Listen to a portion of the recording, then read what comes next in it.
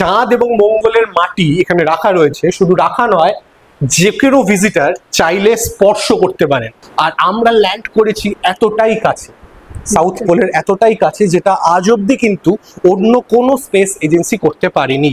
এটা কিন্তু আমাদের ইসরোর একটা বিশাল বড় সাকসেস। একদম সামনেই যে জিনিসটি আপনারা দেখতে পাচ্ছেন, এই সেই কমান্ড মডিউল অ্যাপোলো 11 এর, অবশ্যই তার রেপ্লিকা। এখনো নীল আর্মস্ট্রং এর এই জুতোর ছাপ ওই একই জায়গায় একইভাবে আছে। নীল আর্মস্ট্রং, এডউইন বাজ অল্ড্রিন এবং মাঝখানে মাইকেল কলিন্স।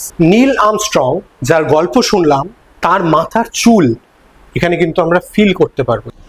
হ্যাঁ বন্ধুরা, আজকের এই ভিডিওটিতে পূর্ব ভারতের অন্যতম মহাকাশ গবেষণা কেন্দ্র ইন্ডিয়ান সেন্টার ফর স্পেস ফিজিক্সকে তুলে ধরব।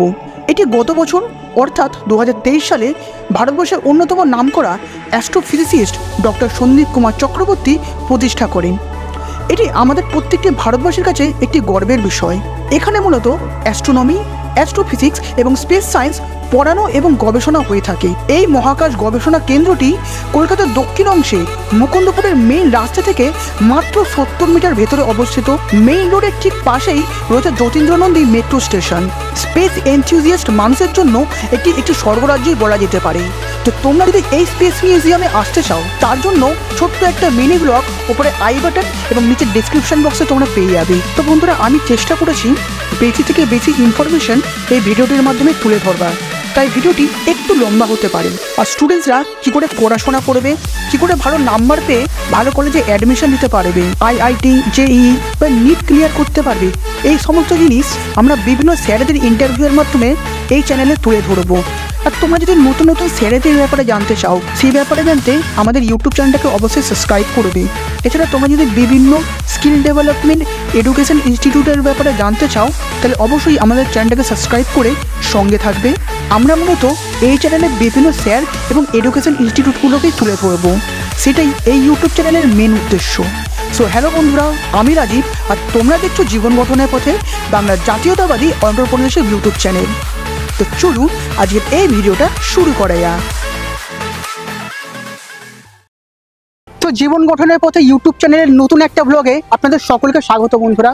তো আজকে আমি চলে এসেছি ইন্ডিয়ান সেন্টার ফর স্পেস ফিজিক্সে। আর আমার এদিকটায় দেখতে পাচ্ছেন রয়েছে Jatindra Nandi metro station. Just কিছুটা যাবেন, 2 মিনিটের রাস্তা আছে, সিধে গিয়ে বাঁ দিকটা দেখবে, সেখানে রয়েছে মেট্রো স্টেশনটা। আর এখান থেকে কিছুটা হাঁটলেই আমরা চলে আসবো ইন্ডিয়ান সেন্টার ফর স্পেস ফিজিক্সে। ঠিক আছে, এটার আর একটা রয়েছে নাম, যে museum of astronomy and space science. তো চলে আসুন।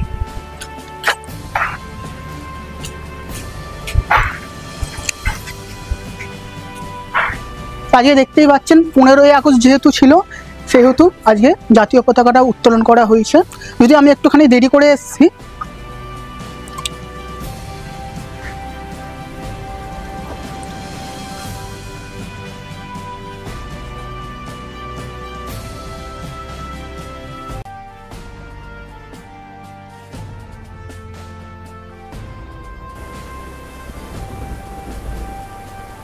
নমস্কার স্যার। নমস্কার স্যার, আপনার নামটা কি? আমি সায়ক চক্রবর্তী। আচ্ছা, এখানে কি পড়ান আপনি? আমি এখানে museum for astronomy and space সায়েন্সের একজন সায়েন্টিস্ট। ওকে, তো স্যার আজকে কি দেখতে চলেছি আমরা? আজকের এই মিউজিয়ামে মূলত যে জিনিসগুলি দেখতে চলেছি সেগুলি, তার মধ্যে অন্যতম হলো ধরুন চাঁদ এবং মঙ্গল থেকে আসা পাথর, যেগুলো আমরা স্পর্শ করে দেখতে পারবো। অ্যাপোলো 11 অর্থাৎ মানুষের প্রথম চন্দ্রাভিযান, প্রথম চন্দ্রবক্ষে অবতরণের সাক্ষী যে অ্যাপোলো 11, সেই অ্যাপোলো 11 এর কমান্ড মডিউল, তার একটা রেপ্লিকা মডেল এখানে আছে, সেটাকেও আমরা চাক্ষুষ করব। এছাড়াও আমাদের আরও কিছু বিখ্যাত সায়েন্টিস্ট যারা তাদের হস্তাক্ষর, তাদের নিজের হাতে করা স্বাক্ষর, রাইট ব্রাদার্সের ওড়ানো প্রথম প্লেন বা প্রথম গ্লাইডার, যাই বলি না কেন, প্রথম প্লেনের মডেল, সেইগুলোকেও আমরা এখানে দেখব। এছাড়াও মহাবিশ্বের বিভিন্ন অনেক পুরনো পাথর, যেগুলোকে হয়তো পাথর শব্দটি ব্যবহার করা উচিত নয় যেগুলোকে বোঝাতে, সেরকম কিছু দ্রষ্টব্য এই মিউজিয়ামে আছে। এক এক করে আমরা এগুলো দেখব। আচ্ছা স্যার, এটা কবে প্রতিস্থাপিত হয়? আমাদের এই মিউজিয়াম প্রতিষ্ঠা হয় গত বছর অক্টোবর মাসে, টু বি স্পেসিফিক 27 অক্টোবর 2023।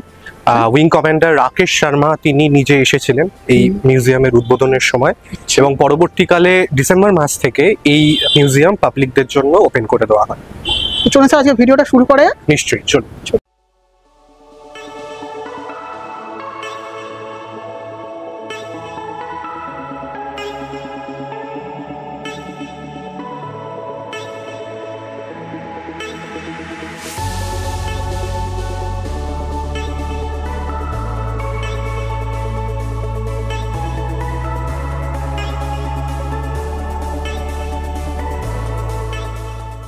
চলুন মিউজিয়ামে ঢোকা যাক।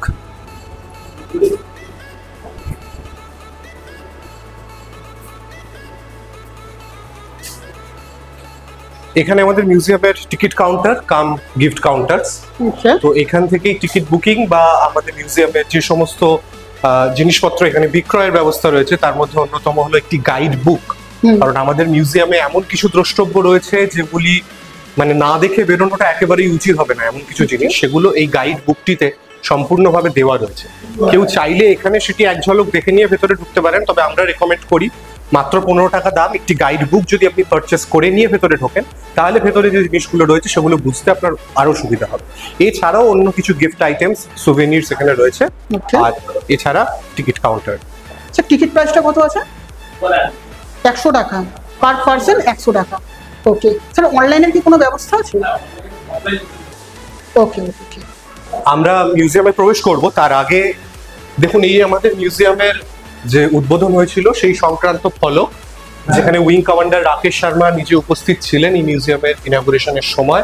27 অক্টোবর 2023 এটি ইনঅগুরেট হয়। এবং আমাদের এই মিউজিয়াম দুজন কলকাতাবাসীকে ডেডিকেটেড তথা উৎসর্গীকৃত, একজন শ্রী রামচন্দ্র চ্যাটার্জি এবং আরেকজন স্টিফেন হেক্টর টেলর স্মিথ। তো এনারা কারা, এনাদের সম্বন্ধে আমরা বিশদে জানবো মিউজিয়ামের ভেতরে। আপাতত এইটাই মিউজিয়ামের মূল প্রবেশদ্বার, যে যার বাইরে লেখা রয়েছে স্পেস হল। এই মিউজিয়ামে মোট 11টি ছোট বড় হল রয়েছে। তার মধ্যে আমরা শুরু করব এই স্পেস হল দিয়ে, যেখানে আমরা মানুষের মহাকাশ যাত্রার বিবর্তনের ইতিহাস একটু একটু করে জানবো। চলুন শুরু করা যাক।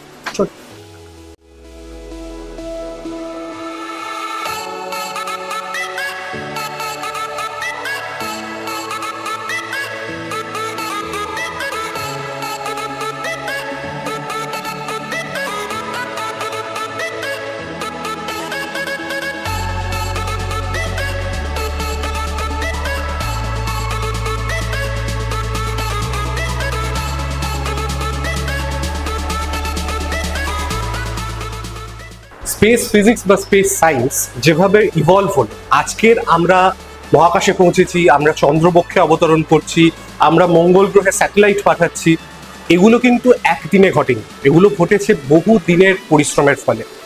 তা এই যে ঘরটিতে আমরা রয়েছি, দ্য স্পেস হল, এখানে কিন্তু মানুষের এই স্পেস যাত্রা এক পা করে আজকের মানুষের এই যে অ্যাডভান্স যুগে পৌঁছানো, সেই বিবর্তনের ধারাকে কিন্তু দেখানো হয়েছে। প্রথমে আমরা স্টার্ট করব যে মানুষটিকে দিয়ে, যিনি প্রথম আমাদেরকে বলেছিলেন যে বিজ্ঞান আর শিল্প আসলে আলাদা নয়, একই সুতোয় বাঁধা দুটো জিনিস। তিনি লিওনার্দো দা ভিঞ্চি। প্রথমেই সেই মানুষটির ছবি আমাদের মিউজিয়ামে আমরা দেখছি, এবং তার ঠিক পাশে তার আঁকা উড়োজাহাজের নকশা বা ব্লু প্রিন্ট, যেটা আজকের উড়োজাহাজ আকাশে ওড়ার বহু বছর আগে উনি এঁকেছিলেন। এবং উনি দেখাতে চেয়েছিলেন যে ঠিক যেভাবে একটা পাখি ডানা মেলে আকাশে ওড়ে, ঠিক একইভাবে ডানার সাহায্যে মানুষের পক্ষেও আকাশে ওড়া সম্ভব। যদিও সেই সময় দাঁড়িয়ে কেউ এই নকশাকে কাজে লাগিয়ে আদপে কোনো উড়োজাহাজ বানাননি বা এই উড়োজাহাজ কখনো আকাশে ওড়েনি, কিন্তু এ কথা নির্বিঘ্নেই বলা যায় যে এই নকশার সাথে আজকের দিনের এয়ারক্রাফটের কিন্তু অনেক জায়গাতেই মিল রয়েছে। লিওনার্দো দা ভিঞ্চির এই আঁকার পরে আমরা চলে আসবো মনগলফার ব্রাদার্সের একটি ঘটনায়।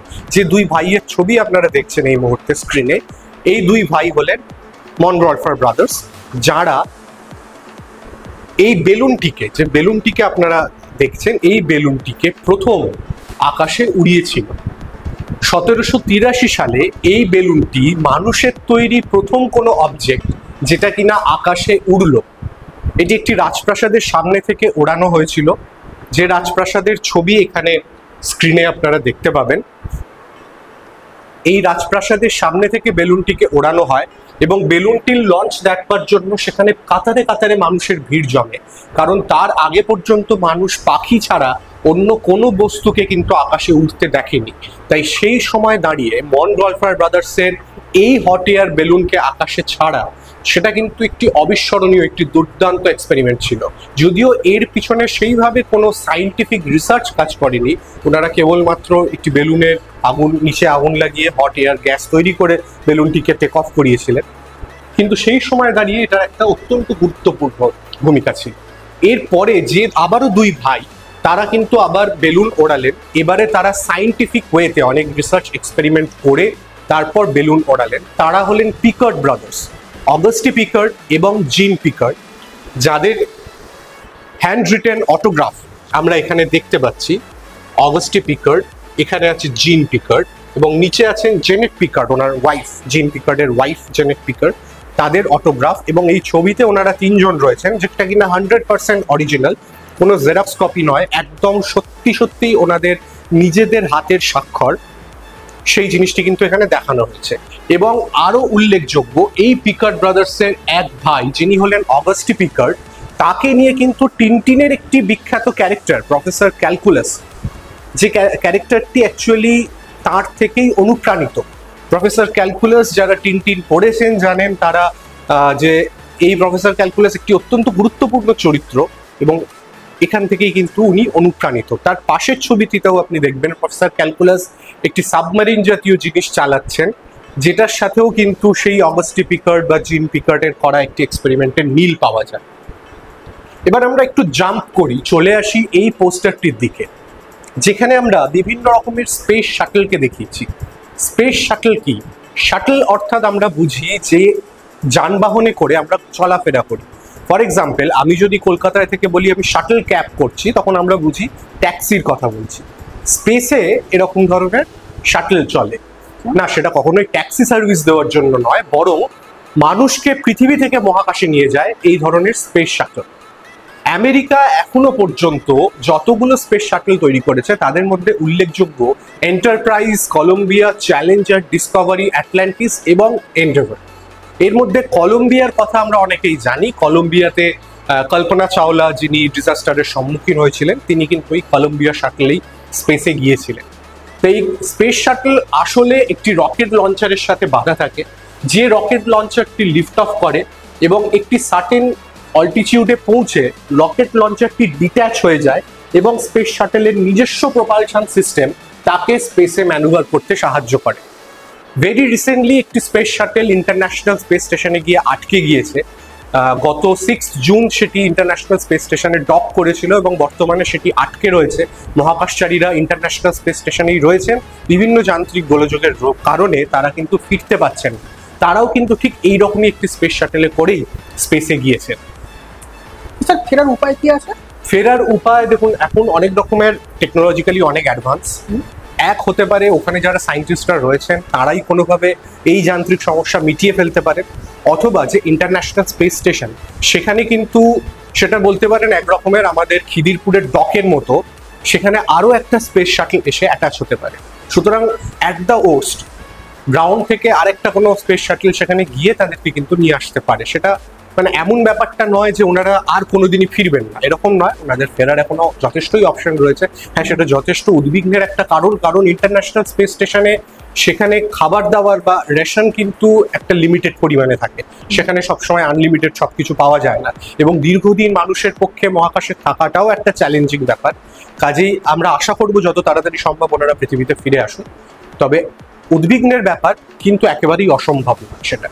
এবারে আমরা চলে আসছি আমাদের ইন্ডিয়ান সেন্টার ফর স্পেস ফিজিক্সের একটি অত্যাধুনিক রিসার্চ প্রসিজিওর বলা চলে, যেটা হলো বেলুন এক্সপেরিমেন্ট, স্ট্র্যাটোস্ফেরিক বেলুন এক্সপেরিমেন্ট। এই যে ছবিটি আপনারা দেখছেন, এই ছবিতে আমাদের ইন্ডিয়ান সেন্টার ফর স্পেস ফিজিক্সের সায়েন্টিস্টদের বানানো একটি বেলুন, যে বেলুনটিকে টেক অফ করা হচ্ছে, এটি একটি রামকৃষ্ণ মিশন স্কুলের সামনের ছবি, তাদের মাঠ থেকে এটিকে টেক অফ করা হচ্ছে। এই বেলুনগুলো কিন্তু আকাশে প্রায় 40-50 কিলোমিটার উচ্চতা পর্যন্ত যেতে পারে এবং তারপরে অবশ্যই তারা আর উঠতে পারে না, তারা চুপসে যায় এবং গ্রাউন্ডে ফিরে আসতে পারে। তো এইগুলো কিন্তু সম্পূর্ণ রিসাইকেলেবল বেলুন, অর্থাৎ যেগুলোকে পাঠানো হয়, যে যন্ত্রপাতি পেলোড পাঠানো হয়, সেই পেলোডগুলো কিন্তু ফিরে আসে এবং ফিরে আসার পরে সেখান থেকে ডেটা নিয়ে কিন্তু এখানে সায়েন্টিস্টরা রিসার্চ করেন।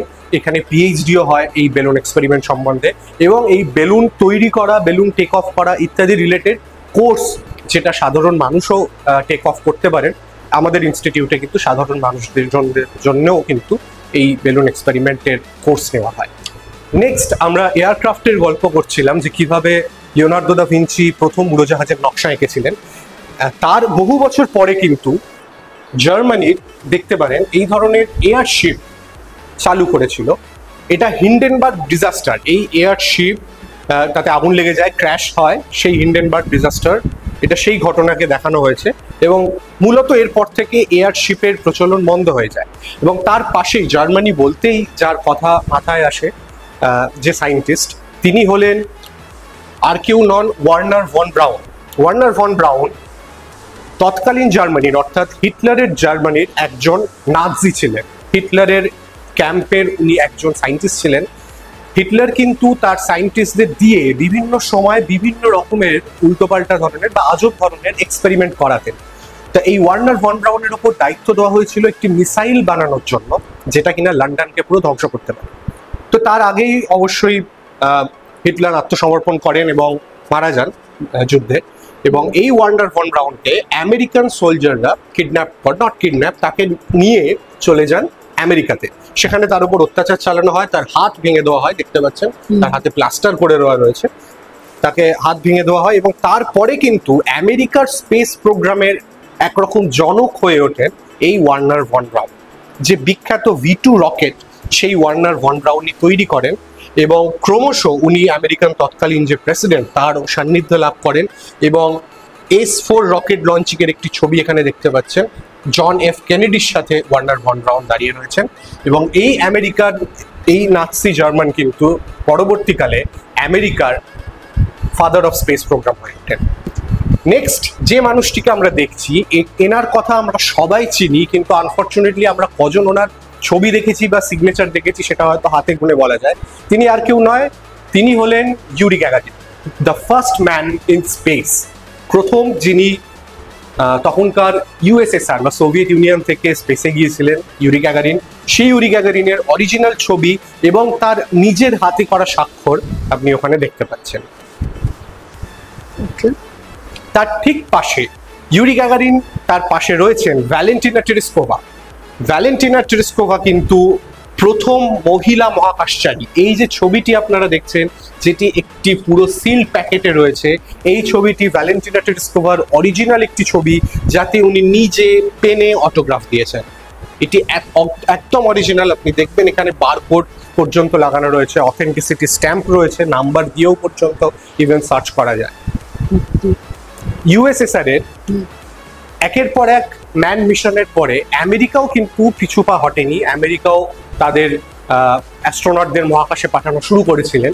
কিন্তু ইউএসএসআর এর যেটা প্রথম সবচেয়ে বড় যে অ্যাচিভমেন্ট ছিল, সেটা হলো এই স্পুতনিক। যে স্পুতনিকের ছবি আমরা একটা মডেল দেখতে পাচ্ছি সামনে, যেটা 1:2 স্কেল, অর্থাৎ অ্যাকচুয়াল স্পুতনিকের সাইজের ঠিক অর্ধেক সাইজে এখানে স্পুতনিক রয়েছে। সেই স্পুতনিক ভেবে দেখুন, এমন কিছুই বড় নয়, এর দ্বিগুণ সাইজের একটা গোলাকার বল, যার থেকে এরকম 4টে রেডিও অ্যান্টেনার মতো জিনিস বেরিয়ে রয়েছে। এটিই কিন্তু মানুষের তৈরি প্রথম স্যাটেলাইট, যেটা মহাকাশে গিয়েছিল। নেক্সট আমরা আসছি পলিয়াকভ। পলিয়াকভ সবচেয়ে বেশি দিন মহাকাশে থাকার রেকর্ড হোল্ডার উনি, এবং ওনার স্বাক্ষর করা ছবি এখানে আপনারা দেখতে পাবেন।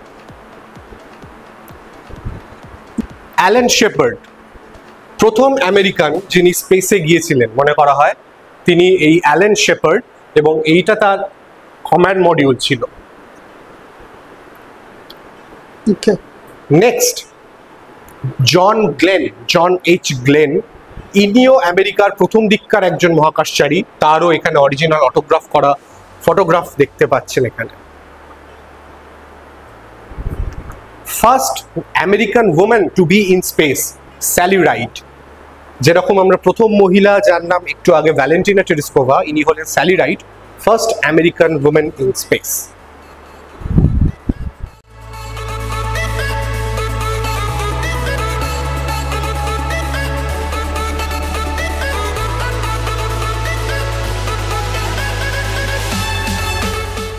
এবারে আমরা চলে আসবো আমাদের ইসরোর দুটি বিখ্যাত ইনভেনশন বা দুটি বিখ্যাত প্রজেক্ট। তার প্রথমটা আদিত্য L1, যেটা ভারতের প্রথম সোলার মিশন বলা চলে। অবশ্যই সোলার মিশন মানে সূর্যে পৌঁছানো নয়, সূর্য এবং পৃথিবীর মাঝখানের একটি বিশেষ পয়েন্ট, যাকে L1 পয়েন্ট বলে অভিহিত করা হয়, ল্যাগ্রাঞ্জিয়ান পয়েন্ট, যেখানে পৃথিবীর যে চৌম্বক ক্ষেত্রের প্রাবল্য সেটা প্রায় শূন্য হয়ে যায় এবং সূর্যকে স্টাডি করবার একটি আইডিয়াল পয়েন্ট সেটি, সেখানে এই আদিত্য L1 এই মুহূর্তে রয়েছে। এই আদিত্য L1 এর সামনে কিন্তু এরকম একটি বুম রয়েছে। এটি আসলে একটি বুম, একটি যন্ত্র, যে যন্ত্রটি কিন্তু আসল আদিত্য L1 এর গায়ে এইভাবে লাগানো রয়েছে। এখান থেকে সেটা এরকম সামনের দিকে বেরিয়ে রয়েছে। এই বুমে রয়েছে দুটো ম্যাগনেটোমিটার, একটা ম্যাগনেটোমিটার এখানে, আরেকটা ম্যাগনেটোমিটার এখানে। এই দুটি ম্যাগনেটোমিটার কিন্তু সূর্যের দিকে ঘোরানো রয়েছে, যাতে করে সূর্যের যে চৌম্বক ক্ষেত্র সেটা খুব সহজেই মেজার করতে পারে। এবার প্রশ্ন আসতে পারে, কেন এই দুটো সেন্সারের গায়ে নেই? তার কারণ এর নিজে একটা ইলেকট্রিক্যাল ইকুইপমেন্ট মাত্রই তার কিন্তু ম্যাগনেটিক সেন্সিটিভিটি থাকে। কাজেই আমরা যদি এই ম্যাগনেটিক সেন্সরকে এর গায়ে লাগাই, তখন কিন্তু আমরা সূর্যের সঠিক যে চৌম্বক ক্ষেত্র সেটা স্টাডি করতে পারবো না। সেই জন্যই এরকম ভাবেই রাখা হয়। নেক্সট আমরা আসছি আমাদের চন্দ্রযানের ল্যান্ডার এবং যেটা আমাদের প্রপালশন ডিভাইস ছিল, অর্থাৎ এই যে ডিভাইসটা ছিল, এ কিন্তু ল্যান্ডার ঠিক এর ওপরে রাখা ছিল। এ একটা সময় পরে ডিট্যাচ হয়ে যায় এবং তারপরে ল্যান্ডার নিজের প্রপালশন সিস্টেমকে কাজে লাগিয়ে চন্দ্রবক্ষে অবতরণ করে এই 4টে পায়ের সাহায্যে। আমরা এখানে চন্দ্রবক্ষের একটা নকশা করার চেষ্টা করেছি, যেখানে দেখানো হচ্ছে এইটা হলো চাঁদের দক্ষিণ মেরু বা সাউথ পোল, আর আমরা ল্যান্ড করেছি এতটাই কাছে, সাউথ পোলের এতটাই কাছে, যেটা আজ অব্দি কিন্তু অন্য কোনো স্পেস এজেন্সি করতে পারেনি। এটা কিন্তু আমাদের ইসরোর একটা বিশাল বড় সাকসেস। আরো ইন্টারেস্টিং হলো এই যে এই দরজাটাকে যদি খুলে ফেলা যায়, এই দরজাটা খুললে কিন্তু ভেতর থেকে বেরিয়ে আসবে আমাদের প্রজ্ঞান রোভার। এই দরজাটা খুললো এবং দেখুন ভেতর থেকে বেরিয়ে আসছে প্রজ্ঞান রোভার। ঠিক এইভাবেই কিন্তু প্রজ্ঞান বেরিয়ে এসেছিল এবং সে সামনের দিকে এগিয়ে এসে তার ক্যামেরাকে কাজে লাগিয়ে ছবি তুলেছিল বিক্রম ল্যান্ডারের।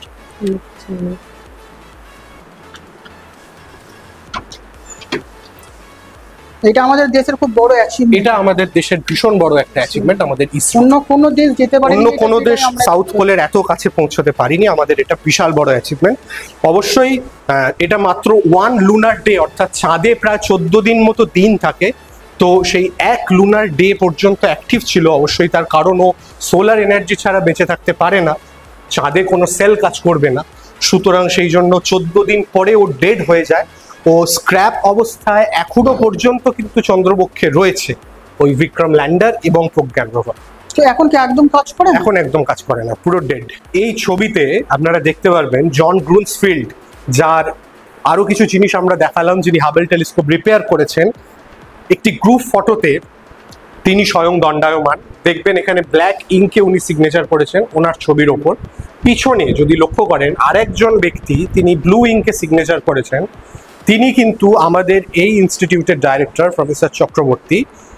ওনারা কিন্তু ক্লাসমেট ছিলেন আমেরিকাতে জন গ্রুন্সফিল্ডের, এবং এই মিউজিয়াম যেদিন ইনঅগুরেট হয়, জন গ্রুন্সফিল্ড কিন্তু ভার্চুয়ালি সেই উপস্থিত ছিলেন সেই উদ্বোধনের সময়। স্যার এখানে সন্দীপ চক্রবর্তী স্যার কোনটা আছে? দেখুন ব্লু ইঙ্কে সাইন করেছেন উনি, পিছনে চশমা দাঁড়িয়ে আছেন উনি প্রফেসর চক্রবর্তী। ওকে, ব্যাস উনি। ইনি? হ্যাঁ, আচ্ছা স্ক্রিনে আপনি যাকে দেখছেন। ওকে। এখানে জন গ্রুন্সফিল্ডের আরো কিছু ছবি পাবেন। দেখবেন এখানে উনি হাবেল টেলিস্কোপ রিপেয়ার করছেন সেই অবস্থার ছবি, যেগুলো উনি Indian centre for space physics অর্থাৎ আমাদের এই ইনস্টিটিউটকে ডোনেট করেছেন। এখানকার নাম লিখেছেন এবং উনি তার কলিগ প্রফেসর চক্রবর্তীকে দিয়েছেন, তারও নাম লিখেছেন। এই পর এগুলো আপনি ওনার ছবি দেখতে পারবেন। লাস্ট যার ছবি দেখছেন তিনি সুনিতা উইলিয়ামস, একজন বিখ্যাত মহাকাশচারী, আমেরিকান মহাকাশচারী, যিনি মহাকাশে গিয়েছেন। এবং ডান দিকে যে গ্যালারিটি আপনারা দেখছেন, এই গ্যালারিটি পুরোপুরি রাকেশ শর্মাজিকে dedicated, first Indian astronaut Rakesh Sharma. এবং এই ফটোগুলোতে আপনারা কয়েকটি ফটোতে দেখবেন উনি ব্ল্যাক ইঙ্কে অটোগ্রাফ দিয়েছেন। ইন্টারেস্টিংলি যেদিনকে এই মিউজিয়ামের ইনঅগুরেশনে উনি উপস্থিত ছিলেন, সেই উপস্থিতির সময় উনি এই মিউজিয়ামে দাঁড়িয়েই কিন্তু এই ফটোগুলিতে অটোগ্রাফ করেছেন।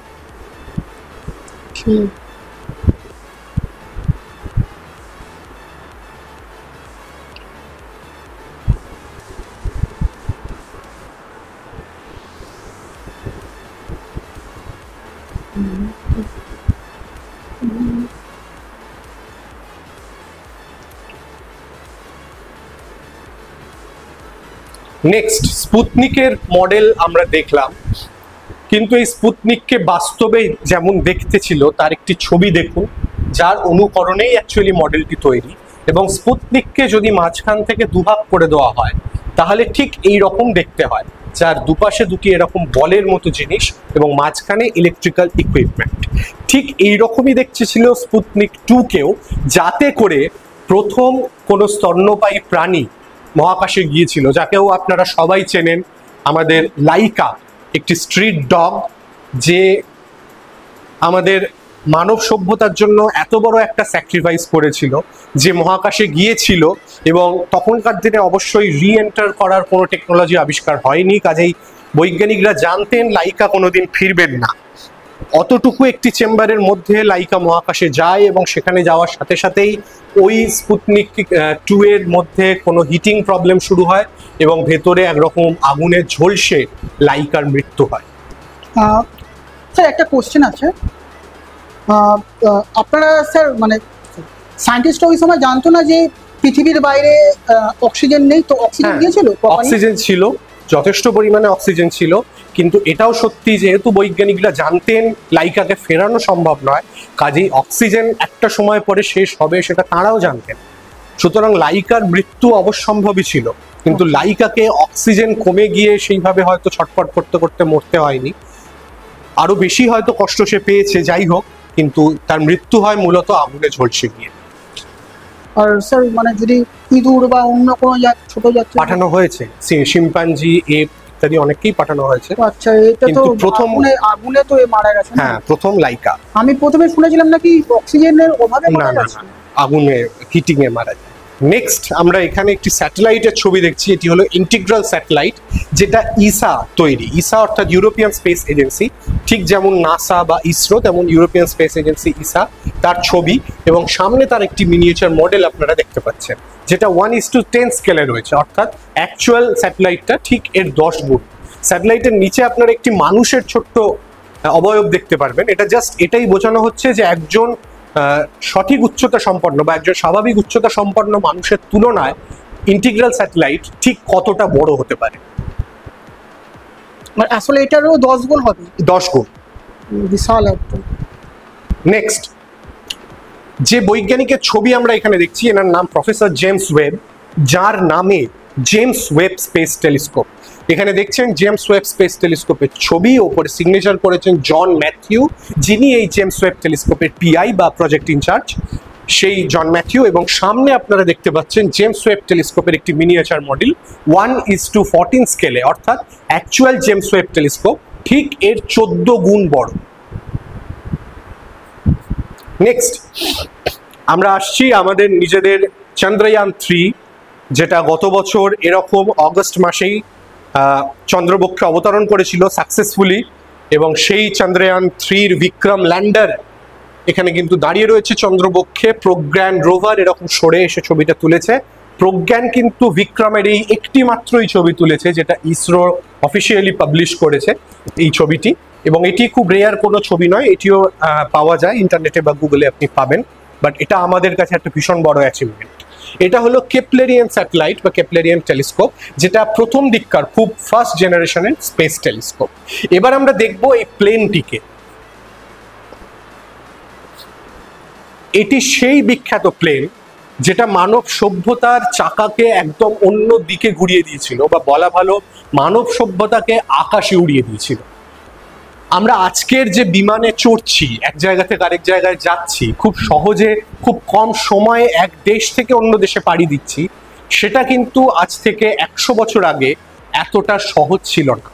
100 বছর আগে হয়তো সহজ না হলেও মানুষ তখন ভেবে ফেলেছিল, কিন্তু 150 বা 200 বছর আগে একেবারেই মানুষ ভাবতে পারেনি যে এই দিন কখনো আমাদের পৃথিবীতে আসবে। যে প্লেনটি আপনারা দেখতে পাচ্ছেন, এটা সেই বিখ্যাত রাইট ব্রাদার্সের তৈরি এরোপ্লেন। রাইট ব্রাদার্স যারা এই প্রথম একটি মোটরাইজড এরোপ্লেনকে আকাশে উড়িয়েছিলেন। আপনারা দেখবেন রাইট ব্রাদার্স 2 ভাই এখানে রয়েছেন, অরভিল রাইট আর উইলবার রাইট, যারা মূলত যাদের কোনো প্রথাগত ডিগ্রি নেই, যারা একটি বাইসাইকেল দোকান চালাতো এবং সেই বাইসাইকেল দোকানের পার্টস একরকম জড়ো করে একটি মোটরাইজড ইঞ্জিনের সাথে বিভিন্ন সাইকেলের চেন বা সাইকেলের গিয়ার লিভার ইউজ করে ওনারা একটি জিনিস তৈরি করেন, একটি প্রপেলারওয়ালা এয়ারক্রাফট। দেখতে পারবেন পিছনে দুটো প্রপেলার রয়েছে। আজকের দিনের যে টার্বোপ্রপ এয়ারক্রাফটগুলো হয় সেগুলোতে সামনে প্রপেলার থাকে, কিন্তু এখানে প্রপেলার রয়েছে পিছনে, এবং ওই যে মোটর বা ওই যে ইঞ্জিন রয়েছে ওই ইঞ্জিন কিন্তু এই প্রপেলারকে ঘোরাবে। এবং দেখবেন সামনে একজন শুয়ে রয়েছেন, ইনি অ্যাকচুয়ালি দুই ভাইয়ের মধ্যে টস করা হতো যে কে ওড়াবে আর কে পিছনে দৌড়বে। তো একজন এরকম শুয়ে থাকতেন আর একজন পিছনে শিকল নিয়ে দৌড়তেন। আর ঠিক এইভাবে শোয়া অবস্থায় ওনার হাতে যে জয়স্টিক রয়েছে, যেটা আজকের দিনের আমরা এয়ারক্রাফটের এয়ারবাসের জয়স্টিক বলুন বা বোয়িংয়ের যেটা লিভার বলুন, যাই বলুন না কেন, ওই জিনিস ডিপ্লয় করে ফ্লাইট কিন্তু টেক অফ করতো। এবং সেই সময় ওনারা বহুবার চেষ্টা করেছেন ফ্লাইট ওড়ানো, এবং ওনাদের যে 4th অ্যাটেম্পট তাতে কিন্তু 12 সেকেন্ড প্রায় ওনারা ফ্লাই করেছিলেন এবং 12 থেকে 14 ফুট সামনে ওনারা যেতে সক্ষম হয়েছিলেন মাটি স্পর্শ না করে। অবশ্যই খুব বেশি উচ্চতায় ওনারা উঠতে পারেননি, কিন্তু সেই সময় দাঁড়িয়ে এটা কিন্তু একটা বিশাল বড় ঘটনা ছিল। এবং এই ঘটনাকে মনে রাখার জন্য ওনারা এই এক্সপেরিমেন্টটা করেছিলেন অবভিয়াসলি কিটি হক বলে একটি গ্রামে, একটি প্রত্যন্ত গ্রামে, কারণ সেই সময় আরও অনেকের মধ্যেই এই প্রথম প্লেন ওড়ানো নিয়ে একটা রেস শুরু হয়েছিল। কাজেই ওনারা ওনাদের টেকনোলজি কাউকে যাতে না জানতে পারেন সেই জন্য ওনারা একদম আইসোলেটেড হয়ে গিয়ে কিটি হক গ্রামে এটা করেছিলেন। এবং যখন ওনারা সাকসেসফুল হন তখন একটি টেলিগ্রাম ওনাদের বাবা বিশপ উইলটন রাইটকে পাঠিয়েছিলেন। সেই টেলিগ্রামের একটি অরিজিনাল আপনারা অরিজিনাল নয়, এটা রাদার একটি স্ক্যান্ড কপি আপনারা দেখতে পাচ্ছেন, যেটাতে জানানো হয়েছিল যে সাকসেসফুলি আমরা ফ্লাইট উড়িয়েছি, তুমি প্রেসকে খবর দাও এবং অ্যাজ সুন অ্যাজ পসিবল এটাকে রেকর্ড করাও যে আমরাই ফার্স্ট যারা এই ফ্লাইট ওড়ালাম। তো এই সেই রাইট ব্রাদার্সের সেই বিখ্যাত ফ্লাইটের গল্প।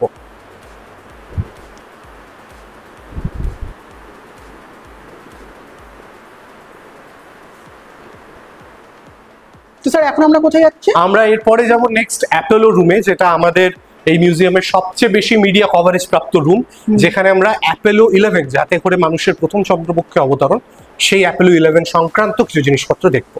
চলুন।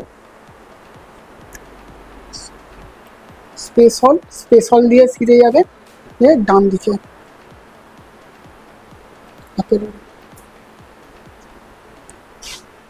একদম সামনেই যে জিনিসটি আপনারা দেখতে পাচ্ছেন এই সেই কমান্ড মডিউল অ্যাপোলো 11 অবশ্যই তার রেপ্লিকা, সাইজ ঠিক 80%, অর্থাৎ অ্যাকচুয়ালটা যদি 100% সাইজ হতো এটার 80% সাইজ, যাকে বলে 10 ভাগের 8 ভাগ, সেই সাইজে এটা কি করা হয়েছে। এবং এরকমই দেখতে ছিল হুবহু Apollo 11 command module. What is command module? Command module হলো লঞ্চ ভেহিকেল, যেটাকে আমরা রকেট বলে জানি, সেই রকেটের মাথার উপর থাকা একটি ক্ষুদ্র যন্ত্র, ক্ষুদ্র অবশ্যই ক্ষুদ্র, কারণ রকেটের তুলনায় এটি সত্যিই ক্ষুদ্র, যেটি কিনা আখিরে চাঁদে গিয়ে পৌঁছচ্ছে। তার অন্য অংশগুলো, একটি রকেটের যত অংশ আপনারা দেখেন তারা কিন্তু বিভিন্ন স্টেজে সেপারেট হতে হতে থাকে এবং অবশেষে এইটুকু অংশই গিয়ে কিন্তু চাঁদে পৌঁছেছিল সেই কমান্ড মডিউল। এই কমান্ড মডিউলের উপরে লাগানো ছিল ল্যান্ডার মডিউল, যে ল্যান্ডার মডিউল কিন্তু চন্দ্রবক্ষে যখন চাঁদের আর কি কক্ষপথে গিয়ে স্থাপিত হলো সেই সময় ওপরের ইগল এইভাবে প্যাচ সিস্টেমে এক রকমের ঘুরে গিয়ে খুলে গিয়ে তার পাশে এসে দাঁড়ালো, যেখান থেকে নেমে এলেন নীল আর্মস্ট্রং, এডউইন বাজ অল্ড্রিন। এই ছবিতে যাকে নামতে দেখা যাচ্ছেন তিনি কিন্তু এডউইন বাজ অল্ড্রিন, নীল আর্মস্ট্রং নন। ছবিটি নীল আর্মস্ট্রং তুলেছেন। আর এই যে ল্যান্ডারটা যেটা ল্যান্ড করেছিল তার নাম ছিল ইগল, এবং কোডওয়ার্ড ছিল যে সেই সময় যেহেতু রাশিয়াও চেষ্টা করছে চাঁদে যাওয়ার, সুতরাং আমেরিকা রাশিয়ার একটা স্পেস রেস চলছে, সুতরাং প্রকাশ্যে বলা হয়নি যে আমরা চাঁদেই মানুষকে পাঠাচ্ছি, কিন্তু কোডওয়ার্ড ছিল যে যদি তোমরা চাঁদে অবতরণ করো তোমরা রেডিওতে মেসেজ দেবে the Eagle has landed, this very quote and quote Eagle has landed. এই কথাটাই নীল আর্মস্ট্রং বলেছিলেন এবং তখনই আমেরিকার মাটিতে যারা ইঞ্জিনিয়াররা বসেছিলেন তারা কিন্তু উচ্ছ্বাস করতে শুরু করেন। তারা জানতে পারেন যে অবশেষে সেই ক্ষণ আসন্ন এসেছে। 1969 সালের 21শে জুলাই জিএমটির টাইম রাত্রি প্রায় 2টো নাগাদ এই অ্যাপোলো 11 থেকে মানুষ কিন্তু চন্দ্রবক্ষে অবতরণ করেছিল। এটি নীল আর্মস্ট্রং এর জুতোর ছাপ চাঁদের মাটিতে, যে নীল আর্মস্ট্রং এর মানে চাঁদের মাটি এতটাই সফট, দেখতে পাচ্ছেন অনেকটা প্রায় ট্যালকম পাউডার, যে পাউডার আমরা মাখি প্রায় তার মতো সফট, এতটাই সফট যে জুতোর ছাপ এত সুন্দর বসে গেছে। এবং আরো ইন্টারেস্টিং জিনিস হলো এই জুতোর ছাপ, যেহেতু চাঁদে কোনো বায়ুমণ্ডল নেই, সুতরাং যতদিন না কোনো জীবিত প্রাণী, নট জীবিত, যতদিন না কেউ ম্যানুয়ালি এটাকে মোছাচ্ছে ততদিন কিন্তু এটা একই রকম ভাবে একই জায়গায় থাকবে। হয়তো এখনো নীল আর্মস্ট্রং এর এই জুতোর ছাপ ওই একই জায়গায় একইভাবে আছে। পাশে এগুলো স্যার? পাশের যাদেরকে দেখছেন এনারাই 3 অ্যাস্ট্রোনট, নীল আর্মস্ট্রং, এডউইন বাজ অল্ড্রিন এবং মাঝখানে মাইকেল কলিন্স। মাইকেল কলিন্স ছিলেন এই পুরো মডিউলের কমান্ডার, অর্থাৎ উনি এটাকে ফ্লাই করছিলেন, যে জন্য কিন্তু উনি চাঁদের অত কাছে গিয়েও চন্দ্রবক্ষে অবতরণ করতে পারেননি। চন্দ্রবক্ষে অবতরণ করেছিলেন একমাত্র নীল আর্মস্ট্রং এবং এডউইন বাজ অল্ড্রিন। এবারে এই মডিউলের ভেতরে আপনারা দেখবেন 3 জন অ্যাস্ট্রোনটের আমরা মিনিয়েচার বা তাদের পুতুল বানিয়ে রেখেছি, যেগুলো আমাদের এখানে 3D প্রিন্টিং টেকনোলজিতে প্রিন্টেড। এবং দেখবেন এখানে ঠিক যে ওরিয়েন্টেশনে, যেভাবে ওনারা বসে আছেন এইভাবেই কিন্তু ওনারা যাত্রা শুরু করেছিলেন এবং প্রায় 3 দিন ঠিক এইভাবে এই অবস্থাতেই ছিলেন। মাঝখানে রয়েছেন মাইকেল কলিন্স, যিনি পাইলট ইন কমান্ড, বাঁদিকে রয়েছেন তিনি হচ্ছেন নীল আর্মস্ট্রং, আর ডান দিকে রয়েছেন এডউইন বাজ অল্ড্রিন। এর ওপরে ছিল ল্যান্ডার। যখন চাঁদের কক্ষপথে এই কমান্ড মডিউল প্রায় পৌঁছে গেল তখন কিন্তু নীল আর্মস্ট্রং এবং এডউইন বাজ অল্ড্রিন এর ভেতর দিয়েই, এইটুকু রাস্তা দিয়েই ল্যান্ডারের ভেতরে গিয়েছিলেন। আরো ইন্টারেস্টিং শুনুন, যে ল্যান্ডারে করে ওনারা নেমেছিলেন সেই ল্যান্ডার ওনাদেরকে আবার এখানে পৌঁছিয়ে দেন, কিন্তু সেই ল্যান্ডারটা আবার ডিট্যাচ হয়ে যায়, কারণ পৃথিবীতে আসবার সময় যতটা সম্ভব কম ওয়েট তাদেরকে ক্যারি করতে হয়, তাই জন্য ল্যান্ডারকে ফেলে রেখেই ওনারা চলে আসেন। এবং এই ল্যান্ডার আর কমান্ড মডিউল করতে করতে নীল আর্মস্ট্রং এর পায়ের জুতো কিন্তু খুলে রয়ে যায় চাঁদের পৃষ্ঠেই। তিনি কিন্তু সেই জুতোটা ফাইনালি পরে আসতে পারেননি, তার এক পাটি জুতো রয়ে যায় চাঁদের পৃষ্ঠে। এবং তারা সাথে করে কিন্তু প্রায় কয়েক বস্তা চাঁদের মাটি বা চাঁদের পাথর নিয়ে এসেছিলেন, যেগুলো তখনকার দিনে বিশাল সাইন্টিফিক ইম্পর্টেন্স ছিল। তো স্যার রাত্রিবেলা যখন মানে কেউ যদি যাবে চাঁদের মাটিতে, মানে উনি তো একদম ঘুমেই যাবে। একদম, চাঁদের পৃষ্ঠের টেম্পারেচার রাত্রে, অর্থাৎ চাঁদের যে রাত প্রায় 14-14.5 দিন মতো রাত থাকে, তো সেই সময় চাঁদের টেম্পারেচার কিন্তু -200 ডিগ্রি সেলসিয়াসেরও উপরে চলে যায় বা নিচে চলে যায় রাদার অ্যাকচুয়ালি, কারণ সেখানে এতটাই ঠান্ডা হিউম্যান বডি সেখানে সার্ভাইভ করতে পারবে না। অর্থাৎ চাঁদে যখন রাত তখন কিন্তু চাঁদে পৌঁছানো একরকম এখনকার টেকনোলজি অনুযায়ী অন্তত সম্ভব নয়। এবং যে জন্য আমাদের বিক্রম ল্যান্ডারকেও ডেড হতে হয়েছে, অত প্রচন্ড ঠান্ডাও নিতে পারে। আর অনেক সায়েন্টিস্ট এক্সপেক্ট করেছিলেন যে যখন আবার সোলার ডে হবে ও আবার যখন সোলার এনার্জি পাবে তখন আবার অ্যাক্টিভেট হবে, কিন্তু অ্যাক্টিভেট হতে পারেনি, কারণ অত প্রচন্ড ঠান্ডায় ওর যন্ত্রাংশগুলো খারাপ হয়ে গিয়েছে। একইভাবে প্রচন্ড ঠান্ডায় চাঁদের মাটিতে হিউম্যান বডির পক্ষে সার্ভাইভ করা সম্ভব না। আচ্ছা, এটা যদি দিনের বেলা হয়? দিনের বেলাও একই রকম ভাবে টেম্পারেচার প্রচন্ড হাই থাকে, বাট স্টিল যেমন আমাদের এখানে সবচেয়ে বেশি টেম্পারেচার আমরা দেখি গরমকালে, ধরুন দুপুর 2-3টে এরকম সময়, অর্থাৎ সূর্য মধ্য গগন পেরিয়ে যখন প্রায় ঢলে পড়তে যাচ্ছে এরকম একটা সময়। একইভাবে চাঁদেও কিন্তু ওই 14.5 দিনের মধ্যে 10-12 দিনের পর থেকে টেম্পারেচারটা সবচেয়ে বেশি হয়।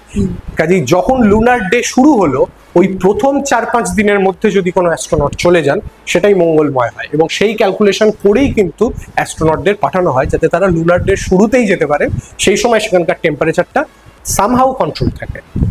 মানে ওইটা হচ্ছে একটা এমনই সময় যে যখন মানে টেম্পারেচারটা পৃথিবীর মতো অনেকটা প্রায় পৃথিবীর মতো থাকে, মানে একটা সময় রাত্রিবেলাটা খুব ঠান্ডা, আবার দিনের বেলা খুব প্রচন্ড গরম। মানে ওই জন্য প্রথম 4-5 দিনের মধ্যে প্রথম কয়েকদিনের মধ্যেই যাওয়ার চেষ্টা করা হয় যাতে করে টেম্পারেচারটা খুব বেশি অ্যাবজর্ব না হয়ে যায়। আচ্ছা, নেক্সট আমরা যে জিনিসটা দেখছি সেটা হলো চাঁদের মাটির অনুকরণে তৈরি এক ধরনের কেমিক্যাল। চাঁদের মাটির নাম রেগোলিথ, এই যে কেমিক্যাল এটার নাম হলো এক্সোলিথ, যেটা নাসার তৈরি চাঁদের মাটির বলতে পারে 99% ম্যাচ একটি কেমিক্যাল। এটাও কিন্তু চাঁদের মাটির মতোই সফট, দেখছেন একটা জুতোর আমরা রাবারের সোল বানিয়েছিলাম জুতোর, সেটা দিয়ে এর উপর আমরা প্রিন্ট দিয়েছিলাম, জুতোটা জাস্ট বসিয়েছিলাম, এবং এই প্রিন্টটা দেওয়া হয়েছিল কিন্তু সেই মিউজিয়ামের ইনঅগুরেশনের সময়, সেই সময় থেকে এটা এই অবস্থাতেই রয়েছে এবং একদম অক্ষত অবস্থায়, মানে যাকে বলে সেইভাবে কিন্তু এর কোনো বিকার হয়। তো আসলে নাসা এই জিনিসটাকে নিয়ে গবেষণা করছে, এর ভেতরে গাছ অঙ্কুরোদ্গম করবার বা বিল্ডিং বানানোর ইত্যাদি অনেক রকমের গবেষণা করছে, যাতে ভবিষ্যতে যদি চাঁদে কখনো কলোনি গড়ে তোলা সম্ভব হয় তাহলে আমরা যাতে এই মাটিকে কাজে লাগাতে পারি। তো স্যার এই মাটির যে ইনগ্রেডিয়েন্টস আছে একদম পৃথিবীর মাটির মতোই না, পৃথিবীর মাটির থেকে সম্পূর্ণ রকম আলাদা, একদম আলাদাই মিনারেলস থাকে, একদম সেটা একদম এক্সাক্ট কেমিক্যাল অ্যানালিসিসটা ওইভাবে হয়তো পাবলিশড নয় সবার জন্য এক্স্যাক্টলি কি আছে, তবে হ্যাঁ পৃথিবীর মতো নয়, পৃথিবী থেকে আলাদা। আচ্ছা, নেক্সট আমরা এখানে আসছি একটি গ্যালারিতে, যে গ্যালারিতে এই চন্দ্রাভিযান বা ধরুন অ্যাপোলো মিশন সংক্রান্ত কিছু ঘটনা রয়েছে। ফার্স্ট আপনারা দেখুন এখানে একটি বোর্ডে নীল আর্মস্ট্রং এর একটি অরিজিনাল ছবি, যাতে উনি নিজে অটোগ্রাফ দিয়েছেন, এবং তার সাথে এই ছবিটির লেটার অফ অথেন্টিসিটি পর্যন্ত অ্যাটাচড রয়েছে, অর্থাৎ এই ছবিটি 100% অরিজিনাল একটি ছবি, যেটি নীল আর্মস্ট্রং এর নিজের এবং ওনার নিজের অটোগ্রাফ দেওয়া। এছাড়াও নীল আর্মস্ট্রং এর সই করা আরো কিছু ছবি আপনি এখানে পাবেন। তার প্রথম ছবি হলো এইটি, নীল আর্মস্ট্রং এর সই করা। এখানে দেখবেন বাজ অল্ড্রিনের সই, অ্যাপোলো 11। এই বাজ অল্ড্রিন বর্তমানে জীবিত, ওনার বয়স 93 অর্থাৎ 93 ইয়ার্স বয়সে উনি কিন্তু বিয়ে করেছিলেন। সেই বিয়ের খবর বেরিয়েছিল আমাদের কলকাতার নিউজ পেপারে, সেই নিউজ পেপারের কাটিংও আমরা এখানে রেখেছি। 93 তে বিয়ে করে 93 বছর বয়সে এক্স্যাক্টলি। যুগান্তর পত্রিকাতে মানুষের প্রথম চন্দ্রাভিযানের বা চন্দ্রবক্ষে অবতরণের খবর প্রকাশিত হয়েছিল, সেইটার কপি।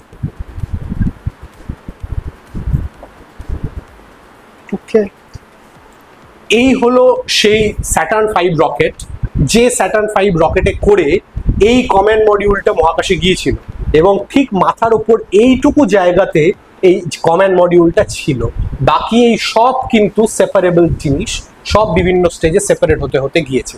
এই ছবিটার আরো একটা ইন্টারেস্টিং পার্ট হলো এই একটি ছবিতে কিন্তু 3 অ্যাস্ট্রোনটের সই রয়েছে। নীল আর্মস্ট্রং এর সই আছে এখানে, যেটা একটু হেজি, এটা বাজ অল্ড্রিনের সই, এটা মাইকেল কলিন্স এর সই। এটাকে নোজ বলে তো না, এই উপরের এটা? হ্যাঁ, এর আগে আরো 10টা মিশন হয়েছে অ্যাপোলো 1 থেকে অ্যাপোলো 10। তো সেগুলোর কি আপডেট হলো, এই 10টা মিশনের প্রথম মিশনেই কিন্তু আমেরিকা চেষ্টা করেছিল মানুষকে চাঁদে পাঠানো, এবং সেটা তারা ফেলিওর হয়। এইভাবে যে অ্যাস্ট্রোনটরা ছিলেন তাদের ক্ষতবিক্ষত দেহ উদ্ধার হয়, ঠিক এইভাবে আগুনে ঝলসে।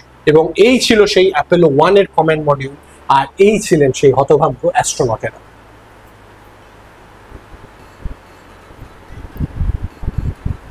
এরপরে অ্যাপোলো 2 থেকে শুরু করে অ্যাপোলো 10 কোনো ম্যান্ড মিশন হয়নি, শুধুমাত্র যন্ত্রপাতি পাঠানো হয়েছিল যাতে করে মানুষ বা আমেরিকার স্পেস এজেন্সি আরো স্যাঙ্গুইন হতে পারে যে হ্যাঁ we are ready for the day, Neil আর্মস্ট্রংদের আমরা এবার পাঠাতে পারি। এবং ভেবে দেখুন অ্যাপোলো 1 এর 3 অ্যাস্ট্রোনটের এই পরিণতির পরেও নীল আর্মস্ট্রংরা কিন্তু রাজি হয়েছিলেন যে হ্যাঁ আমরা যাব, we shall give it a try. সেই মনের জোরটা কিন্তু তাদের ছিল ওই অবস্থাতে, এবং তারা সফল হয়েও ফিরে আসেন। তারা ফিরে আসবার পরে তাদেরকে কিন্তু কোয়ারেন্টিন চেম্বারের মধ্যে 1 মাস রেখে দেওয়া হয়েছিল। কোয়ারেন্টিন শব্দটির সাথে আমরা আজকের দিনে যতটা পরিচিত, তখন কিন্তু মানুষ এই শব্দটার সাথে এত পরিচিত ছিল না। কাজেই সেই সময় মানুষের মনে অনেক প্রশ্ন জেগেছিল যে কেন এদেরকে হঠাৎ বন্দি করে রাখা হলো। অনেক এরকম অপপ্রচারও করা হয়েছিল যে আদৌ ওনারা চাঁদে যাননি, ওনাদেরকে ব্রেন ওয়াশ করা হচ্ছে, এগুলো একদম ভেক কথাবার্তা। ওনারা চাঁদে গিয়েছিলেন তার প্রচুর প্রমাণপত্র আছে, ওনারা এমন কিছু জিনিস সাথে করে নিয়ে এসেছিলেন যেগুলো পৃথিবীর জিনিস হতেই পারে না। সুতরাং এই যে কথাগুলো যেগুলো আজকের দিনে অনেকেই বলেন, অনেক ইউটিউব ভিডিওতেও শোনা যায়, এগুলো একদম ভেক, এগুলোর কোনো বেস নেই এই কথাগুলো। আচ্ছা, এই ছবিটিতে দেখুন নীল আর্মস্ট্রং দাঁড়িয়ে রয়েছেন ল্যান্ডিং মডিউলের ভেতরে, অর্থাৎ সেই ইগলের ভেতরে। এর ভেতরে জায়গা এতটাই ছোট যে ঠিক ওইটুকু ভাবেই উনি দাঁড়িয়ে থাকতে পারবেন, একটু নড়াচড়াও করতে পারবেন না। এবং এই ছোট জায়গার সুবাদেই কিন্তু বা দুর্বাদেই যাই বলুন, উনি কিন্তু ওনার জুতোটা ফেলে রেখে চলে এসেছিলেন। এরপরে অ্যাপোলো 11 থেকে শুরু করে অ্যাপোলো 17 পর্যন্ত আরো অনেকগুলো এই 6টি অ্যাপোলো মিশন কিন্তু হয়েছে। তার মধ্যে একটি ফেলিওর হয়েছিল অ্যাপোলো 13, যেটি প্রায় অ্যাস্ট্রোনটরা একরকম মৃত্যুর মুখ থেকে ফিরে এসেছিলেন। এরপরে এর বাকি সমস্ত অ্যাপোলো মিশন কিন্তু সাকসেসফুল। তার মধ্যে উল্লেখযোগ্য অ্যাপোলো 17 এর এই বিখ্যাত মোমেন্ট, যেখানে প্রথম চাঁদের বুকে রোভার চালানো হয়, গাড়ি চালানোর মতো এরকম একটা টায়ার চালানো, মানে টায়ারওয়ালা গাড়ি চালানো হয়েছিল। এবং হ্যাঁ, এবং এখানেও আরো ইন্টারেস্টিং একটা ব্যাপার হলো, ওইখানে গিয়ে কিন্তু এর একটা টায়ারে বা চাকায় কিছু ম্যাল ফাংশন হয়েছিল, যেটার ওই অ্যাস্ট্রোনট, সংশ্লিষ্ট অ্যাস্ট্রোনট গ্রাউন্ড ইঞ্জিনিয়ারের সাথে থ্রু রেডিও যোগাযোগ করে ওখানে অন দ্য স্পট জিনিসটাকে সারিয়ে তারপর কিন্তু ওটা উনি চালিয়েছিলেন। এটা একটা ইন্টারেস্টিং ফ্যাক্ট। আচ্ছা, নীল আর্মস্ট্রংরা চাঁদে যেতে গিয়ে যে সমস্ত মানুষের মৃত্যু হয়েছে তাদের নাম সম্বলিত একটি ফলক চাঁদে রেখে এসেছিলেন। সেটা অবশ্যই এখনো সেখানে আছে, যে কারণ সেখানে বায়ুমণ্ডল নেই, সেখান থেকে উড়িয়ে ফেলবার মতো কোনো কিছু নেই। ওকে, এখানে দেখতে পাচ্ছেন একজন অ্যাস্ট্রোনট আমেরিকান ফ্ল্যাগ ধরে রয়েছেন, পিছনে জল করছে আমাদের পৃথিবী। ওকে, আচ্ছা, এবারে এনাদের ফিরে আসার গল্প বলি। এনারা যখন চাঁদ থেকে ফিরে এলেন পৃথিবীতে, তখন পৃথিবী পৃষ্ঠে ঢোকার সাথে সাথেই অ্যাকচুয়ালি প্রচন্ড হিট জেনারেট হয়, কারণ আমাদের অ্যাটমসফিয়ারের সাথে এই জিনিসটার একটা ফ্রিকশন, একটা ধাক্কা লাগে। ধাক্কা লাগলে সেই ফ্রিকশন ফোর্সের ফলে এখানে আগুন ধরে ওঠে বা হিট জেনারেট হয়। এক্ষেত্রেও তাই হলো, কিন্তু এই মেটেরিয়ালটা এমনভাবে তৈরি যাতে এর ভেতরে সেই টেম্পারেচারের বিন্দু মাত্র এফেক্ট পৌঁছলো না। অবশেষে যখন অ্যাটমসফিয়ারে একটা নির্দিষ্ট অল্টিটিউডে এই জিনিসটা এলো, তখন এই প্যারাশুটগুলো ডিপ্লয় হলো এবং আখিরে এসে ও কিন্তু ল্যান্ড করলো এইভাবে ওশানের মাঝখানে। এবং সেই ওশান থেকে কিন্তু এটাকে এইভাবে নিচে একটা ফ্লোটিং যন্ত্র ছিল, যেটার মাধ্যমে ও ফ্লোট করে ওঠে এবং ইউএস নেভির চপার গিয়ে কিন্তু যারা অ্যাস্ট্রোনট ছিল তাদেরকে রেস্কিউ করে আসে। মানে এর মেল্টিং পয়েন্টটা খুব বেশি ছিল। হ্যাঁ, মেল্টিং পয়েন্ট প্রচন্ড বেশি থাকে, এমন ভাবে মেটাল দেওয়া।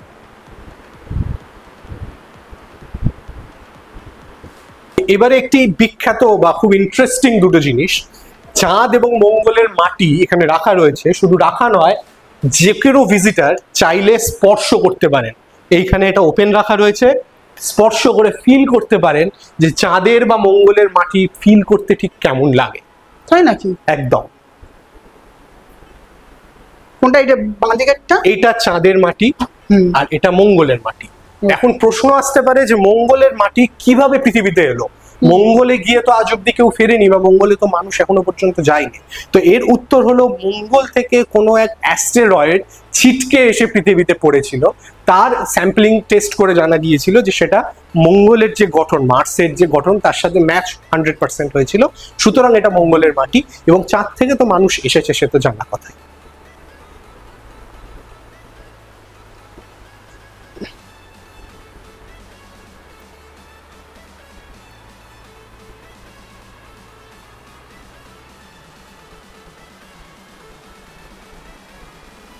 এবারে আরো একটা ইন্টারেস্টিং জিনিস, নীল আর্মস্ট্রং যার গল্প শুনলাম, তার মাথার চুল এখানে কিন্তু আমরা ফিল করতে পারবো। এখানে একটা প্লাস্টিকের ভেতর রাখা আছে, এখানে হাত দিলে ফিল করতে পারবেন আপনি নীল আর্মস্ট্রং এর মাথার চুল। তো আমরা এখন গ্যালারির দিকে এগিয়ে চলেছি আস্তে আস্তে। আশা করি আপনাদের ভিডিওটা ভালো লাগছে। ভিডিওটা কিন্তু পুরোটা দেখবেন, কারণ অনেক কিছু জানার রয়েছে এই সমস্ত জিনিস। তো এই গ্যালারিতে যে দুই ব্যক্তিকে আমাদের এই মিউজিয়াম ডেডিকেটেড, দুই ক্যালকাটিয়ান, তাদের সম্বন্ধে প্রথমে বলবো। প্রথমে রয়েছেন রামচন্দ্র চ্যাটার্জি। এই রামচন্দ্র চ্যাটার্জি একজন কলকাতার বাঙালি। তিনি কিন্তু প্রথম নেটিভ ইন্ডিয়ান যিনি বেলুন উড়িয়েছিলেন, এবং সেই বেলুনে চেপে উনি নিজে আজকের কলকাতার রাজাবাজারের গ্যাসক্রিক থেকে যাত্রা শুরু করে প্রায় 40 মিনিট ফ্লাই করে সোদপুরে গিয়ে ল্যান্ড করেছিলেন। এবং এই যে ছবিগুলি, এই ছবিগুলি কালীঘাটের পটুয়ারা এঁকেছিলেন। আর এখানে আপনি দেখতে পারবেন খারাপ ওয়েদারের জন্য ওনার এই বেলুন ফ্লাইট পোস্টপন্ড হয়েছিল। যেদিন উনি করবেন বলেছিলেন তারপরে হয়েছিল, কিন্তু অবশেষে তিনি কিন্তু এই বেলুন ওড়াতে সক্ষম হয়েছিলেন।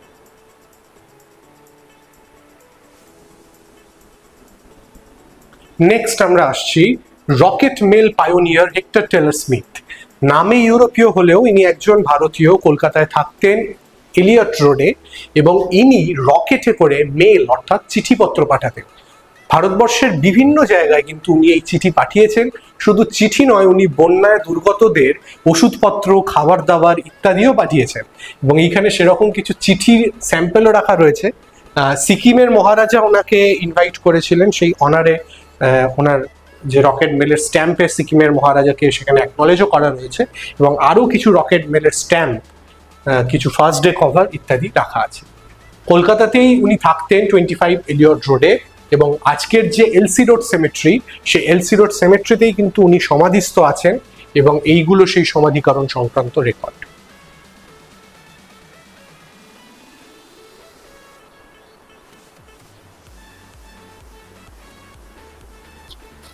এবারে আমরা আসছি আমাদের পরবর্তী হল, the visitors from space. Space থেকে যারা আমাদের ভিজিট করেছে, কিন্তু আনফর্চুনেটলি তারা কেউ লিভিং বিং নয়, তারা সবাই জড় পদার্থ। তো সেই ভিজিটার্স ফ্রম স্পেস রুমে আমরা ঢুকছি। এখানে বিভিন্ন রকমের পাথর রাখা রয়েছে, যেগুলি অধিকাংশই পৃথিবীর পাথর নয়। হ্যাঁ, কিছু পাথর আছে পৃথিবীর, কিন্তু তারাও বিশেষ তাৎপর্যপূর্ণ। তো সেগুলো আমরা প্রথমে দেখে নিই। প্রথম যে জিনিসটা এখানে দেখা যাচ্ছে, কালো পাথর ধরনের জিনিস, এটার নাম কার্বনেশিয়াস কনড্রাইট। এটি কিন্তু পৃথিবীর সৃষ্টির থেকেও পুরনো, পৃথিবীর থেকেও পুরনো একটা বস্তু। যে বস্তু বা যে ধরনের জিনিস একত্রিত হয়ে আমাদের পৃথিবীর শিলাস্তর গঠিত হয়েছে, এটা কিন্তু সেরকম ধরনেরই একটি জিনিস। তার পাশে এই সুন্দর নকশা করা জিনিসটা সায়ানোব্যাকটেরিয়ার ফসিল। সায়ানোব্যাকটেরিয়া কিন্তু সেই প্রথম ব্যাকটেরিয়া যে পৃথিবীতে জলে প্রথম অক্সিজেন সিনথেসিস করেছিল। অর্থাৎ যে সায়ানোব্যাকটেরিয়া না থাকলে আজকের পৃথিবীতে মানব সভ্যতাই থাকতো না, সেই সায়ানোব্যাকটেরিয়ার ফসিল কিন্তু এই দেখা যাচ্ছে, যেটা সামনে আপনারা দেখতে পাচ্ছেন। নেক্সট এরপরে এক একটা পাথর রয়েছে। এই যে পাললিক শিলাস্তরের গঠন, পৃথিবীতে যেই অক্সিজেন আসতে শুরু করলো তখন কিভাবে একটা একটা করে লেয়ার ফর্মেশন হতে শুরু করলো ইত্যাদি প্রত্যেকটা স্টেজ এই পাথরের মাধ্যমে দেখানো হয়েছে। এর পরেরটাও প্রায় তাই, আয়রনের ইভলিউশন, আয়রন কিভাবে অক্সিজেন ফর্মেশনের সাথে সাথে আয়রন কিভাবে আসতে থাকলো। তার পাশে এই যে অংশটি দেখছেন, এটি একটি অ্যাস্টেরয়েড বা মেটিওরয়েড। অ্যাস্টেরয়েড অর্থাৎ যে গ্রহাণু মহাকাশে আছে, ঘুরে বেড়াচ্ছে, তাকে বলে অ্যাস্টেরয়েড। কিন্তু সে যখন পৃথিবী পৃষ্ঠে ঢুকছে, পৃথিবীর মাধ্যাকর্ষণ বা পৃথিবীর এনভায়রনমেন্টের প্রভাবে সে জ্বলে পুড়ে যাচ্ছে, তখনই সে হয়ে যায় মেটিওরয়েড। এই মেটিওরয়েডের একটি ছোট্ট স্যাম্পল কিন্তু আমাদের অ্যাপেল রুমে রাখা রয়েছে, সেটাকে যে কেউ টাচ করতে পারেন। এটা তার অরিজিনাল বড় অংশটা, এবং এখানে এর পরপর প্রত্যেকটি পাথর কিন্তু এক একটি মেটিওরয়েডেরই অংশ।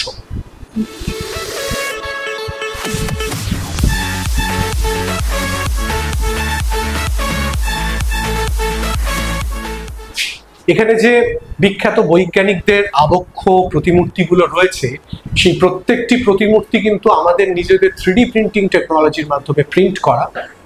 এখনো অনেক গ্যালারি খালি রয়েছে, দেখতেই পাচ্ছেন। সেগুলো আমরা ভরানোর চেষ্টা করছি, আরো অন্যান্য যারা বৈজ্ঞানিক তাদের প্রতিমূর্তি বানিয়ে। আপাতত যারা রয়েছেন তাদেরকে এনে রেখেছি আমরা। এখানে দেখতে পাচ্ছেন যেমন হচ্ছে আইজ্যাক নিউটন রয়েছে।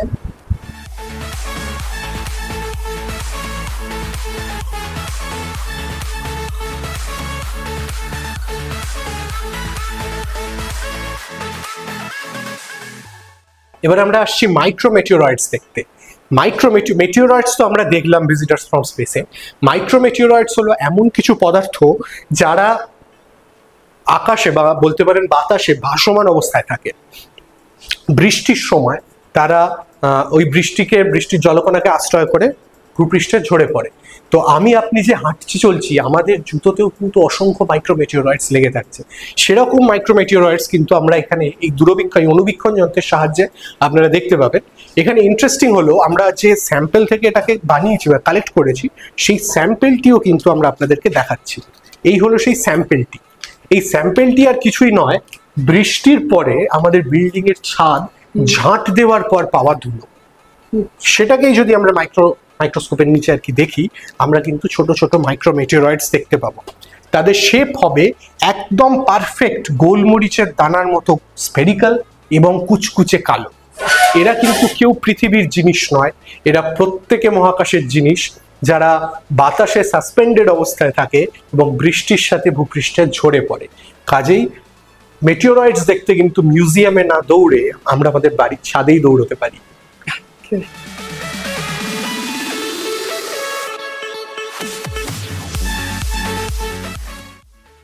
আমরা এলাম মিউজিয়ামের ওয়েস্ট উইং এর দিক থেকে, যেদিকে আমাদের স্পেস হল এবং আমাদের অ্যাপোলো 11 হল রয়েছে, এবং সেই করিডোর পেরিয়ে আমরা আসছি। আমরা এই মুহূর্তে এসে দাঁড়িয়েছি যে জায়গাটা, এটা আমাদের মিউজিয়ামের একটা কমন গ্যালারি স্পেস। এরপরে আমরা যাব ইস্ট উইং এর দিকে।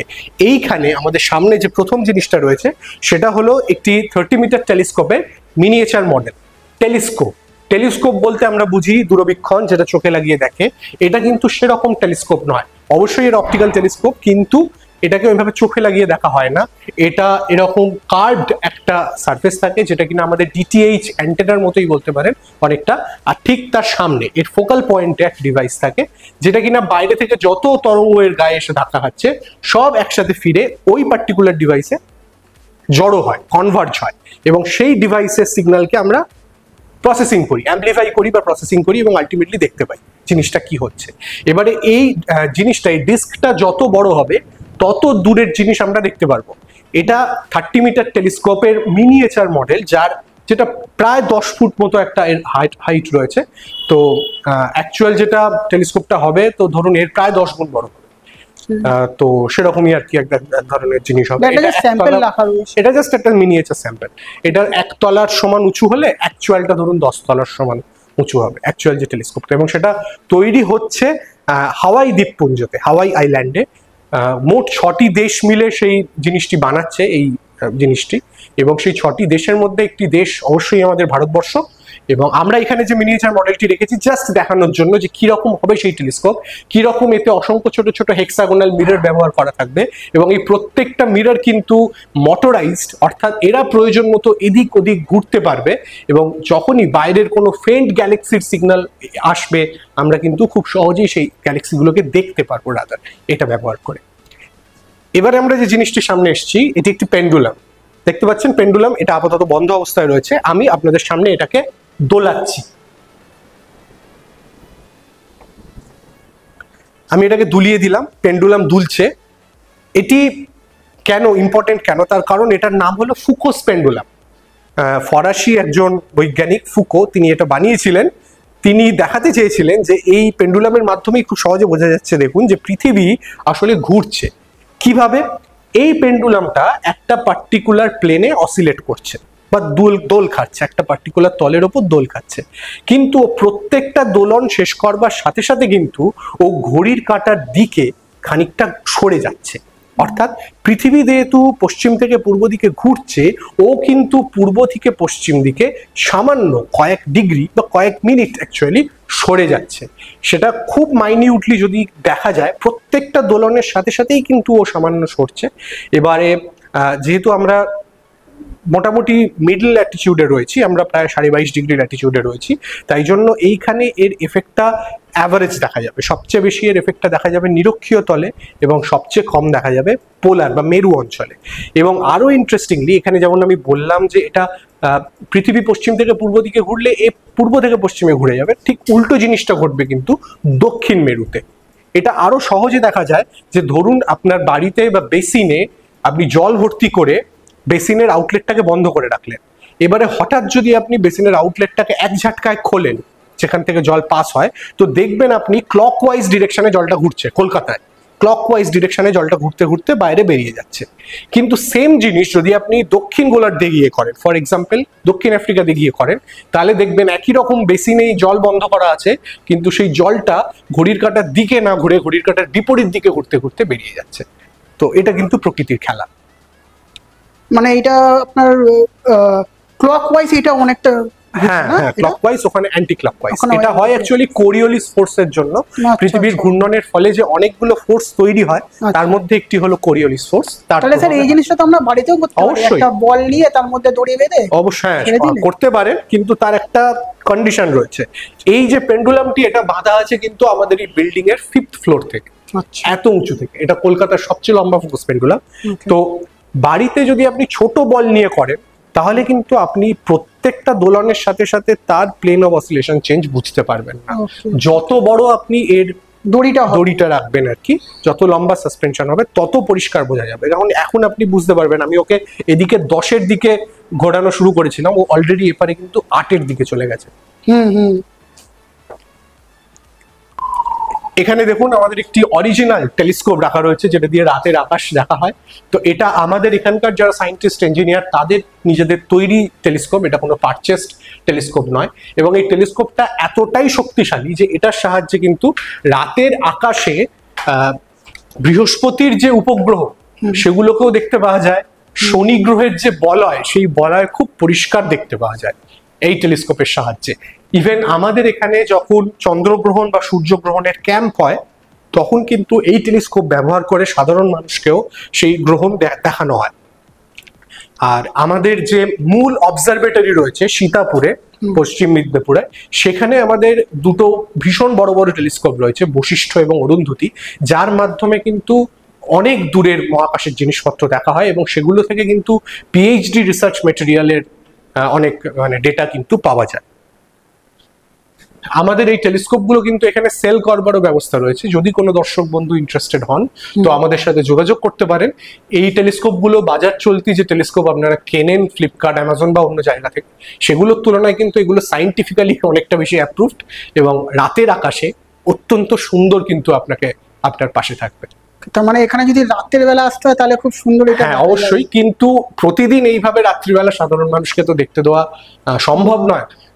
বিশেষ কিছু কিছু দিনে অবশ্যই করা হয়, বা আপনারা যদি একসাথে অনেকে হন যে আমরা রাতের আকাশ দেখতে চাই, স্কুল স্টুডেন্টস যারা স্টুডেন্টস বা কলেজ স্টুডেন্টস বা স্পেস এনথুসিয়াস্টদের গ্রুপ, তারা যদি আমাদের সাথে থ্রু ইমেল যোগাযোগ করেন, থ্রু প্রপার চ্যানেল, তাহলে অবশ্যই তাদের জন্য আমরা আলাদা করে ক্যাম্প অর্গানাইজ করি। ওকে স্যার, এইটা যদি দেখতে হয় কোন কোন দিন আসতে হবে স্টুডেন্টদের? সেটা ওভার দ্য ইমেল আপনাদেরকে কথা বলে আসতে হবে। বর্ষাকালে আমরা অ্যাভয়েডই করি, কারণ বর্ষাকালে আকাশ পরিষ্কার থাকে না। দ্বিতীয়ত কলকাতায় আমরা চাই না সাধারণত, কারণ কলকাতায় প্রচন্ড পলিউশন, কলকাতার আকাশ পরিষ্কার থাকে না। আমরা বেশিরভাগ আমাদের সাজেস্ট করি আমাদের অবজারভেটরিতেই যেতে, ওখান থেকে রাতের আকাশ অত্যন্ত পরিষ্কার দেখতে পাওয়া যায়। আর সাধারণত চেষ্টা করা হয় পূর্ণিমা অমাবস্যার মাঝামাঝি কোনো সময়, মানে ওই ধরুন অষ্টমী, নবমী, দশমী, একাদশী এরকম সময়, কারণ সেই সময় আকাশে অর্ধচন্দ্র থাকে, অর্থাৎ চাঁদও দেখা হলো, আবার আকাশ অন্ধকার থাকার জন্য অন্যান্য আরো গ্রহ, উপগ্রহ, নক্ষত্র দেখতে পাওয়া যায়।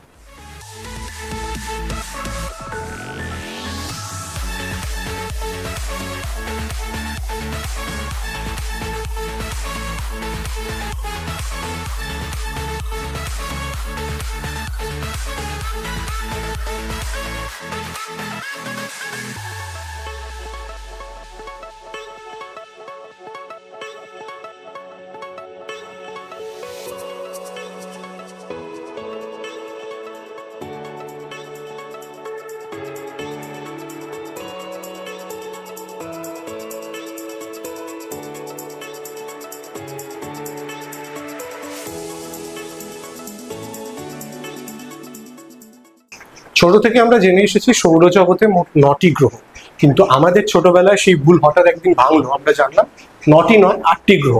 তা এই শেষ গ্রহ অর্থাৎ প্লুটো, তাকে গ্রহের তকমা থেকে সরিয়ে দেওয়ার পিছনে মূল যিনি দায়ী, তিনি নিজেকে বলেন আই এম দ্য প্লুটো কিলার। তিনি আর কেউ নন, মাইক ব্রাউন।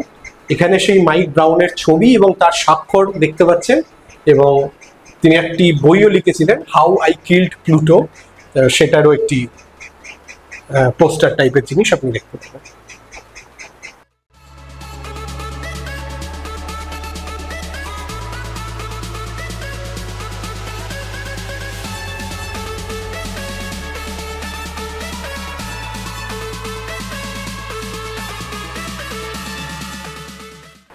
আমরা এখন আছি আমাদের মিউজিয়ামের ইনস্ট্রুমেন্ট রুমে, যেখানে বিভিন্ন ইনস্ট্রুমেন্ট এবং বিভিন্ন মডেল রাখা রয়েছে। প্রথমে দেখুন, এই যে মডেলটি এখানে রয়েছে, এটি একটি অত্যন্ত গুরুত্বপূর্ণ সাইন্টিফিক মডেল বা সরি যন্ত্র। এটি একটি অরিজিনাল যন্ত্র, কোনো মডেল নয়, যেটা একটি ভ্যাকিউম চেম্বার ক্রিয়েট করতে সাহায্য করে। এর নিচে দেখছেন একটি ভ্যাকিউম পাম্প রয়েছে, আর এই কাচের জারের ভেতরে যে অংশটি, এটি পুরো ভ্যাকিউম তৈরি হয়ে যায় যখন এই পাম্পটি অপারেট করা হয়, অন করা হয়। কারণ এর ভেতরে যে স্যাটেলাইট, যে বেলুন এক্সপেরিমেন্ট আমরা করি, তাতে যে স্যাটেলাইটগুলোকে আমরা ছাড়ি আর কি, টেক অফ করাই যে পেলোডগুলোকে, সেই পেলোডগুলো ওই জিরো প্রেসারে গিয়ে কাজ করতে পারবে কিনা সেটা টেস্টিং করা হয় এই জারটির ভেতরে। এর ভেতরে যে জিনিসটি আপনারা দেখছেন, এটি একটি অরিজিনাল বেলুন স্যাটেলাইট পেলোড, যেটা একদম ওয়ার্কিং কন্ডিশনে রয়েছে, একদম রেডি টু লঞ্চ অবস্থায় রয়েছে। এখানে এই যে জিনিসটি দেখছেন, এটি আমাদের আইসিএসপির যে রকেট লঞ্চিং খুব শীঘ্রই চালু হতে চলেছে, তার একটি জাস্ট মডেল, মিনিয়েচার বলতে পারেন। তো এই ধরনের ছোট রকেট কিন্তু আমরা মহাবিশ্বে, নট মহাকাশে, কয়েকশো কিলোমিটার, কয়েকশো হয়তো বলা ভুল, 40-50 কিলোমিটার আপাতত আমাদের টার্গেট, সেরকম উচ্চতায় আমরা পাঠাবো। এবং এর ভেতরেই কিন্তু যে জ্বালানি ভরা থাকবে এবং এর ভেতরে থাকবে আমাদের ইলেকট্রিক্যাল ইকুইপমেন্টস গুলো, এটা কিন্তু এইভাবে টেক অফ করবে, এইভাবে উপর দিকে যাবে, আসবে। এটা মিনিয়েচার মডেল, জাস্ট একটা এরকমই হবে। মানে এমনি আপনারা বানাবেন? হ্যাঁ। আচ্ছা, এখানে দেখবেন এটা স্কুল কলেজের স্টুডেন্ট যারা আমাদের সাথে প্রজেক্ট করে, সেরকম কেউ প্রজেক্ট করলে তাদের বানানো যে এরকম স্যাটেলাইটের কি, এগুলো বেলুন স্যাটেলাইট, এগুলো বেলুনে আমাদের পাঠানো হয়েছিল সেই জিনিস। এগুলো আরো বিভিন্ন রকমের জিনিস, কোনোটা এক্সরে ডিটেক্টর, কোনোটা সাইক্লোট্রন ডিটেক্টর, কোনোটা জিএম কাউন্টার ইত্যাদি বিভিন্ন রকমের যন্ত্রপাতি রয়েছে। এই যন্ত্রটি খুব ইম্পর্টেন্ট, এই যে রেড কালারের নবওয়ালা দেখছেন, এটি একটি এক্সরে ডিটেক্টর, যেটা কোনো এক সময় মার্স মিশনে মার্সেও পর্যন্ত গিয়েছিল সেই যন্ত্র এটা। আচ্ছা, এখানে যেটা দেখতে পাচ্ছেন এটা একটা অরিজিনাল স্যাটেলাইট, যেটা আইসিএসপি তৈরি করেছিল একটি রাশিয়ান কোলাবোরেশনের সাথে। তো সেই স্যাটেলাইটের অরিজিনাল মডেল। অ্যাকচুয়ালি যখন কোনো স্যাটেলাইট তৈরি হয় দুটো তৈরি করতে হয়, তো অ্যাকচুয়াল প্রথম যে স্যাটেলাইটটি সেটি কিন্তু মহাকাশে রয়েছে, এটা তার সেই সেকেন্ড কপিটি, যেটা এখানে রাখা রয়েছে। দেখতে পাচ্ছেন পিছনের ঢাকনাটা, সামনের ঢাকনাটা খুলে পিছনে রাখা রয়েছে, ভেতরটা ঠিক কিরকম হয় সেটা দেখানোর জন্য। এটা ইন্টারন্যাশনাল স্পেস, এটা আইএসএস এর মডেল, যেটা লেগো দিয়ে বানানো। এই দেখতে পাচ্ছেন এর সামনে এই যে ডক রয়েছে, এখানে যেখানে একটা স্পেস ক্রাফট এসে দাঁড়িয়ে রয়েছে, স্পেস শাটেল, ওই ডকেই কিন্তু স্পেস শাটেল এসে দাঁড়ায়। যেরকম এখন যে মহাকাশচারীরা আটকে রয়েছেন আইএসএস এ গিয়েছে, তাদেরও স্পেস শাটেল কিন্তু ওরকম ডকেতেই আটকে রয়েছে। এবং এই জিনিসটা এতটাই বড় হয় যে এর এক একটা সোলার প্যানেল আমাদের কলকাতার এক একটা সল্টলেক স্টেডিয়ামের সমান বড় হয়। আচ্ছা, এখানে শুনেছি স্যার যে এটা মানে এতটাই বড় এবং এতটাই মানে খরচ সাপেক্ষ, নাকি আমেরিকাও নিজে একা তৈরি করে? না, এটা তৈরি করেছিল দুটো দেশ, আমেরিকা রাশিয়া। এটা তাদের বন্ধুত্বের প্রথম আর কি প্রদর্শন বলা চলে। দুটো আলাদা আলাদা পার্ট তৈরি হয়েছিল এবং মহাকাশে গিয়ে একটার সাথে আরেকটা জোড়া লেগেছিল। এবং ব্যাপারটা এমন নয় যে তারা স্টেশনারি দাঁড়ানো অবস্থায় একটার সাথে আরেকটা এসে জুড়ে গেল, তারা কিন্তু মহাকাশে কয়েক হাজার কিলোমিটার প্রতি ঘন্টায় ঘুরছে, সেই ঘুরতে ঘুরতেই একটার সাথে আরেকটা অ্যাসেম্বল হয়েছে। আচ্ছা, নেক্সট এই যে জিনিসটা দেখছেন, এটা হচ্ছে সেই ইগল ল্যান্ডার, যে অ্যাপোলো 11 এর কমেন্ট মডিউল আপনারা দেখলেন, যার ওপরে সেই ল্যান্ডারের গল্প আমি বললাম। এটা সেই ল্যান্ডারেরই মিনিয়েচার মডেল। দেখতে পাচ্ছেন একজন মানুষের তুলনায়, যিনি হাঁটছেন তার তুলনায় ল্যান্ডারটা কতটা বড়। এটা ডিসকভারি স্পেস শাটেল STS-31 মিশনের, যেটাতে করে হাবেল টেলিস্কোপকে মহাকাশে ছেড়ে আসা হয়েছিল। ওপরে যে অংশটি বেরিয়ে রয়েছে এটা কিন্তু হাবেল টেলিস্কোপ অ্যাকচুয়ালি।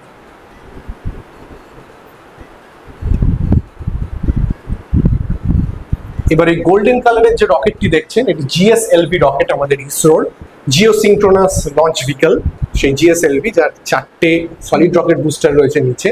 তো সলিড রকেট বুস্টার গুলো অ্যাকচুয়ালি ওর ফার্স্ট গিয়ারের মতো কাজ করে। গাড়ির যেটা ফার্স্ট গিয়ার গাড়িকে ইনিশিয়াল মোমেন্টাম দেয়, ওরাও কিন্তু রকেটকে ইনিশিয়াল মোমেন্টাম দেয়। তারপর অল্প কিছু কিলোমিটার উঠতে না উঠতেই সর্বপ্রথম কিন্তু ওরা সেপারেটেড হয়ে যায়, ওই 4টে সলিড রকেট বুস্টার। তারপর আলাদা আলাদা করে বিভিন্ন পার্ট সেপারেট হয়। আর একদম ওপরে ক্যাপসুলের মতো যে অংশটা, ওর ভেতরেই মেন স্যাটেলাইট বা মেন পেলোডটা থাকে, যেটা চাপা দেওয়া থাকে। কারণ পৃথিবীর ফ্রিকশনের ফলে প্রচন্ড হিট জেনারেট হয়, তাতে ও যাতে নষ্ট না হয় তাই চাপা দেওয়া থাকে। এবং কিছু মানে পৃথিবীর আয়নোস্ফিয়ার বা অ্যাটমসফিয়ার পেরিয়ে গেলেই কিন্তু ওর মুখটা খুলে যায়, তখন যে স্যাটেলাইট বা পেলোড সে এক্সপোজ হয়ে যায়। আচ্ছা, এই যে বড় রকেটটা দেখতে পাচ্ছেন, এটা আমেরিকার স্যাটার্ন 5 রকেটের একটা মডেল। সেই স্যাটার্ন 5 রকেট যাতে করে কিন্তু 17টা অ্যাপোলো মিশন ক্যারি আউট করা হয়েছে। এবং ওই যে কমেট মডিউল দেখেছেন, সেটা কিন্তু এর উপরে ওই ঠিক গ্রে কালার, যতটুকু গ্রে কালারের পার্টটা যতটা জায়গা নিয়েছে ঠিক কতটা জায়গার মধ্যেই থাকে, আর বাকি এগুলো কিন্তু সেপারেট হতে হতে যায়। এই রকেট এতটাই পাওয়ারফুল যে মাত্র 3 দিনে আমেরিকাকে পৃথিবী থেকে চাঁদে পৌঁছে দিয়েছিল, যেটা আমাদের আজকের দিনে দাঁড়িয়ে গত বছরই যেটা হলো, প্রায় আমাদের 2 মাস সম্ভবত টাইম লাগবে। না, আমাদের দেশের রকেট এখনো 2 মাস লেগে গেছে তো, প্রায় সেরকম লেগেছে। আর এটা 3 দিনে পৌঁছে দিয়েছে। 3 দিনে পৌঁছে দিয়েছে, এবং সেটা 1969 সালে। আসলে মানে আমেরিকা ভালো খরচা করে। হ্যাঁ, আমেরিকার বাজেটের চিন্তা নেই তো, আমরা মনে হয় তার মানে 10 ভাগও না, হয়তো আরো অনেক কমই বাজেট পাই। কিন্তু এত কম বাজেটে যে আমরা করতে হ্যাঁ, পেরেছি, এক্স্যাক্টলি, সেটাই আমাদের কাছে বিশাল অনেক বিশাল ব্যাপার। সেই আদি পুরুষের যত খরচা আছে সেই খরচায় আমরা চন্দ্রযান 3 করে দিয়েছি। এখানে দেখুন, এটা যেটা আমি বলছিলাম যে আমাদের রেডিও সিগন্যাল প্রপাগেশনের কথা, আমাদের পৃথিবীর বাইরের পৃষ্ঠে যে আয়নোস্ফিয়ার রয়েছে, সেই আয়নোস্ফিয়ার কিন্তু এক রকমের ডিটেক্টরের মতো কাজ করে। মহাকাশে যা হচ্ছে সেই আয়নোস্ফিয়ারের সিগন্যাল স্টাডি করে কিন্তু আমরা জানতে পারি। আর সেই আয়নোস্ফিয়ারকে স্টাডি করা হয় রেডিও সিগন্যাল দিয়ে। এই হচ্ছে একটা ট্রান্সমিটার, ধরুন এই হচ্ছে আমাদের রিসিভার। তা আমাদের রিসিভার আমাদের নিজেদের ইচ্ছা মতো আমরা তৈরি করতে পারি, কিন্তু ট্রান্সমিটার সাধারণত নেভি তৈরি করে, তো তারাও কমিউনিকেশন ইউজ করে। যাই হোক, তো এইভাবে পৃথিবী আর আয়নোস্ফিয়ার ওয়েভ গাইডের মধ্যে দিয়ে এরা এইভাবে আসে, এই ওয়েভগুলো এসে আমাদের রিসিভারে আমরা পাই। রিসিভারে যখন পাই সেগুলোকে আমরা এইভাবে দেখতে পাই। এই টাইমটা হচ্ছে দিন, সূর্যোদয় হচ্ছে, দিন আবার সূর্যাস্ত হয়ে যাচ্ছে, এইভাবে আমরা দেখতে পাই।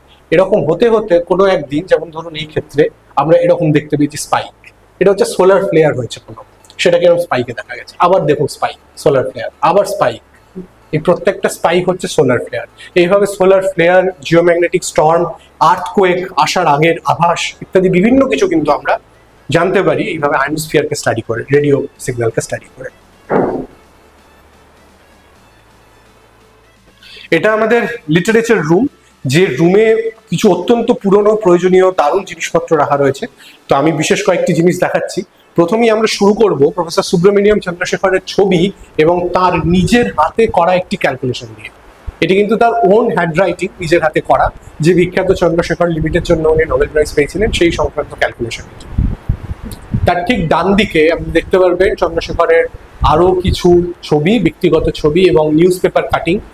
এই মাঝখানের ছবিটি বিশেষ গুরুত্বপূর্ণ, এখানে দেখবেন ওনার ঠিক পাশে টাই পরে ইনি কিন্তু আমাদের ডাইরেক্টর প্রফেসর চক্রবর্তী। এই যে বইগুলো নিচে দেখতে পাচ্ছেন, এই প্রত্যেকটি বই প্রফেসর সুব্রমণিয়াম চন্দ্রশেখরের বই, প্রত্যেকটির ওপরে সুব্রমণিয়াম চন্দ্রশেখরের স্বাক্ষর করা রয়েছে। এখানে দেখবেন আমেরিকার বিখ্যাত লাইফ ম্যাগাজিন, যে লাইফ ম্যাগাজিনে অ্যাপোলো 11 এবং অ্যাপোলো 12 এর গল্প সেখানে বেরিয়েছে। এবারে দেখুন এই যে আরব বেদুইনের মতো মানুষজনকে দেখছেন, এনারা কিন্তু নীল আর্মস্ট্রং এবং অন্যান্য যারা ট্রেনিং নিয়েছিলেন চাঁদে যাওয়ার জন্য তাদের সার্ভাইভাল ট্রেনিং এর ছবি। অর্থাৎ ফেরবার পথে যদি তারা সমুদ্রপৃষ্ঠে অবতরণ না করে যদি কোনো মরুভূমি বা কোনো জঙ্গল বা পাহাড়ে যদি তাদেরকে অবতরণ করতে হয়, তাহলে সেক্ষেত্রে তারা কিভাবে সার্ভাইভ করবেন এবং কিভাবে ডিস্ট্রেস সিগন্যাল দেবেন সেগুলো তাদেরকে শেখানো হয়েছিল।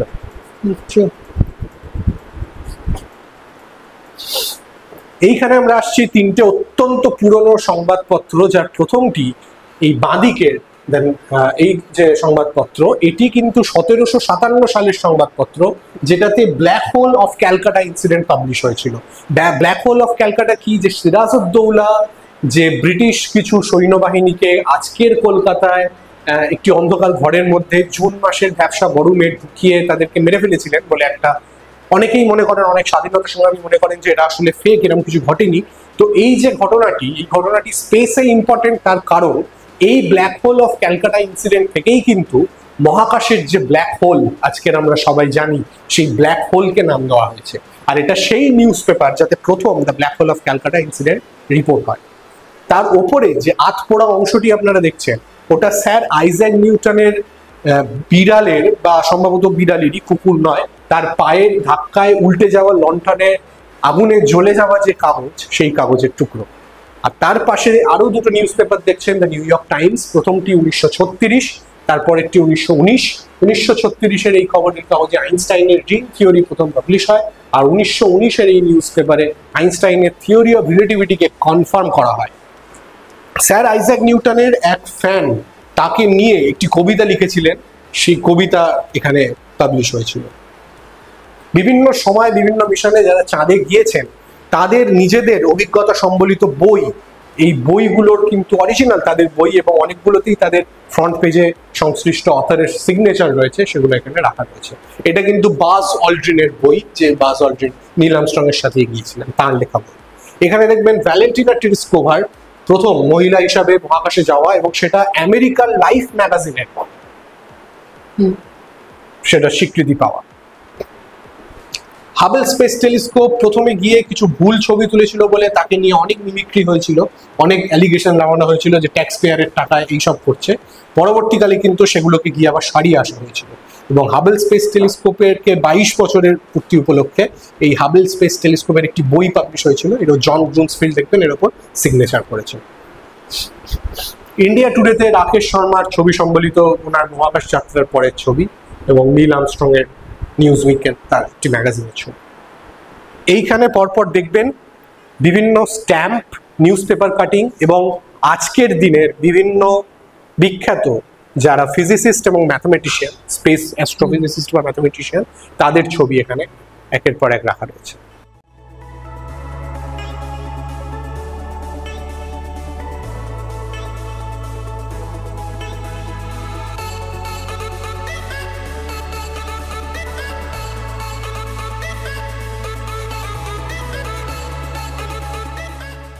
এবার আমরা সামনে এই যে গ্যালারি দেখছি, তিনজন কলকাতার বিশিষ্ট বৈজ্ঞানিককে ডেডিকেটেড। মাঝখানে যিনি রয়েছেন প্রফেসর শিশির কুমার মিত্র বা SK মিত্রা, আজকের আমাদের রাজাবাজার সায়েন্স কলেজের ডিপার্টমেন্ট অফ রেডিও ফিজিক্সের যিনি পায়োনিয়ার তিনি, এবং উনি এত ফেমাস একজন বৈজ্ঞানিক যে ওনার নামে কিন্তু চাঁদে দ্য মিত্রা ক্রেটার নামক একটি ক্রেটার বর্তমান।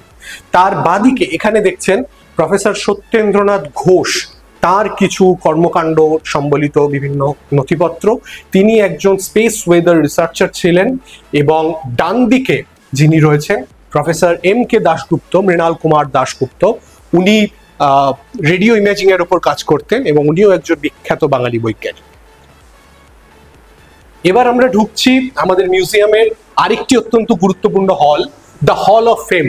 এই হলে মূলত যারা নোবেল লরিয়েট, যারা নোবেল প্রাইজ পেয়েছেন বা নোবেল প্রাইজ পাওয়ার মতোই কাজ করেছেন, কোনো কারণে নোবেল প্রাইজ তাদের দেওয়া সম্ভব হয়ে ওঠেনি, সেই সমস্ত মানুষদের বিভিন্ন ছবি, স্বাক্ষর, ব্যক্তিগত জিনিসপত্র দেখানো আছে। প্রথমে আমরা শুরু করব যে জিনিসটি দিয়ে, প্রফেসর মেঘনাথ সাহার নিজের হাতের লেখা একদম অরিজিনাল পকেট ডায়েরি 1950 এবং 1954 এর। These are completely original, no photocopies, nothing, একদম ইনট্যাক্ট অরিজিনাল জিনিস। মেঘনাথ শাহ মানে Saha institute of nuclear physics, exactly, Meghnath Shah, exactly. এই ডায়েরির প্রত্যেকটা পেজকে আমরা এখানে স্ক্যান করে দেখিয়েছি। আনফরচুনেটলি ডায়েরিটা আমরা প্রত্যেককে টাচ করতে দিচ্ছি না, কোনো কারণে ওয়্যার এন্ড টিয়ার হতে পারে বলে। তাই যদি কেউ ইন্টারেস্টেড থাকেন তারা এইখানে এই দুটো পোস্টার থেকে তার প্রত্যেকটা পেজকে কিন্তু স্টাডি করতে পারেন। প্রত্যেকটা হ্যান্ডরাইটিং প্রফেসর সাহার নিজের।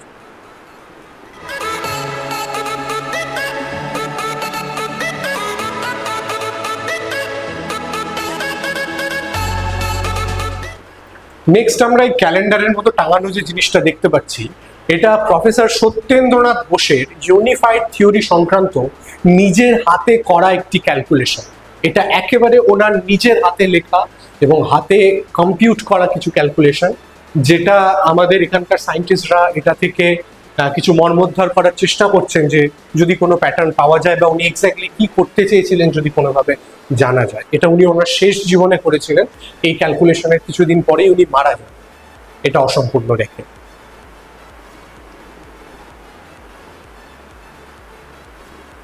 বঙ্গীয় বিজ্ঞান পরিষদ তো এনারই তৈরি না? হ্যাঁ,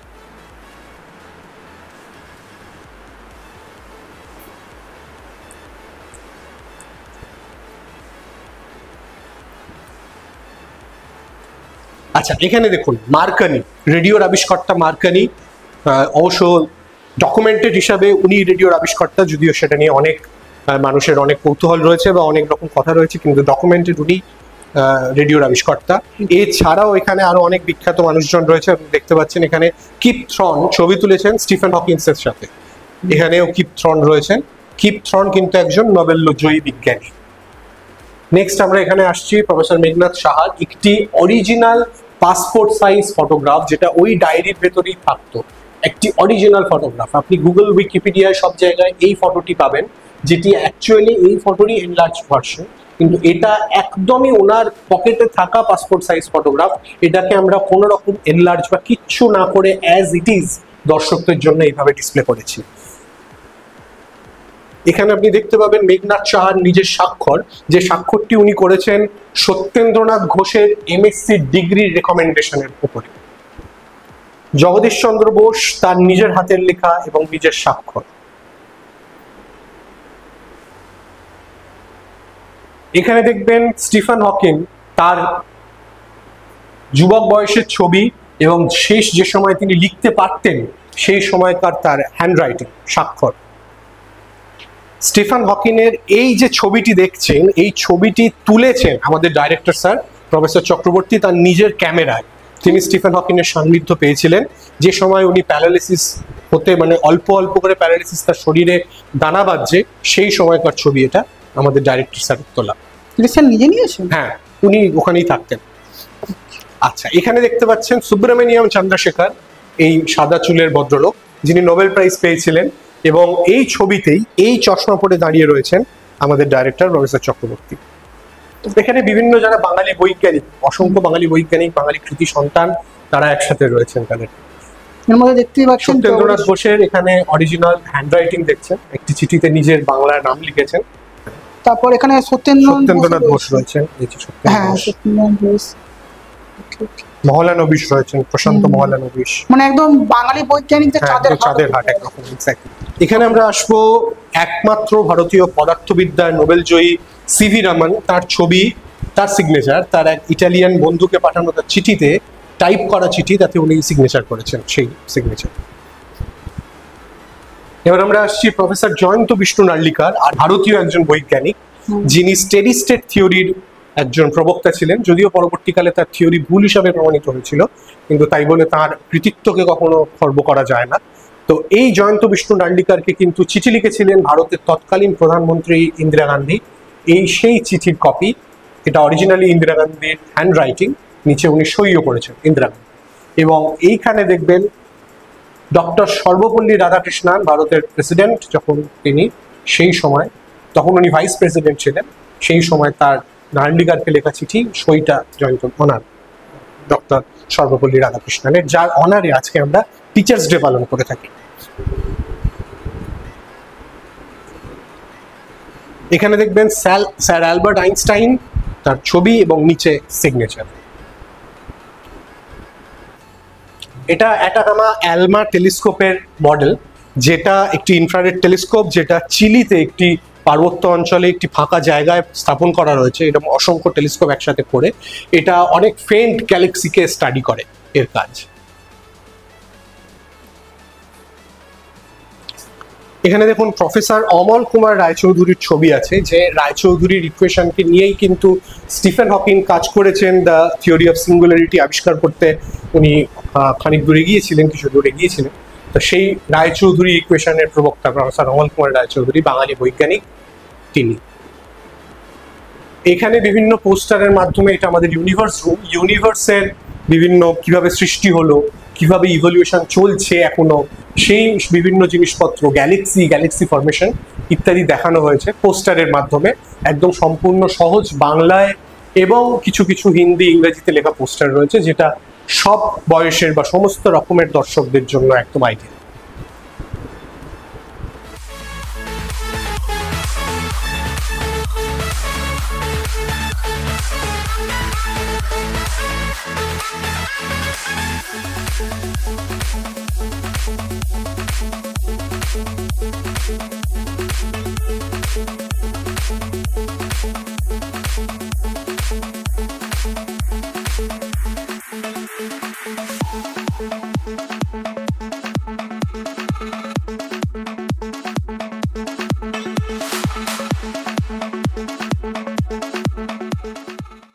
এবারে আমরা ঢুকছি আমাদের মিউজিয়ামের ইস্ট উইং এ। তো ইস্ট উইং এ আরো বেশ কয়েকটি ঘর রয়েছে।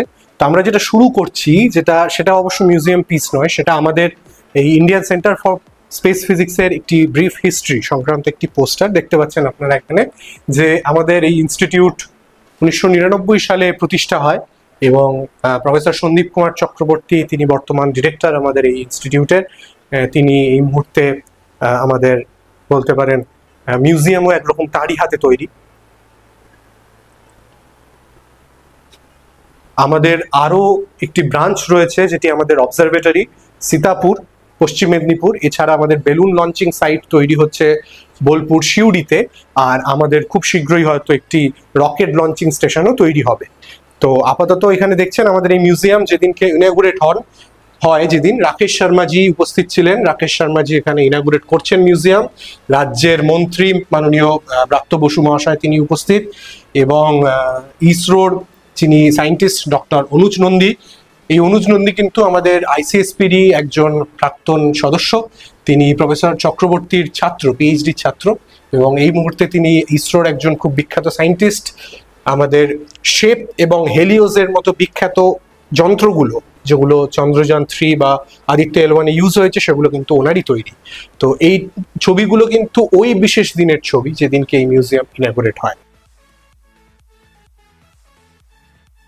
আমাদের এই মিউজিয়াম থেকে এখনো পর্যন্ত এত সংখ্যক মানুষ কিন্তু পিএইচডি করছেন বা এবং কমপ্লিট করেছেন।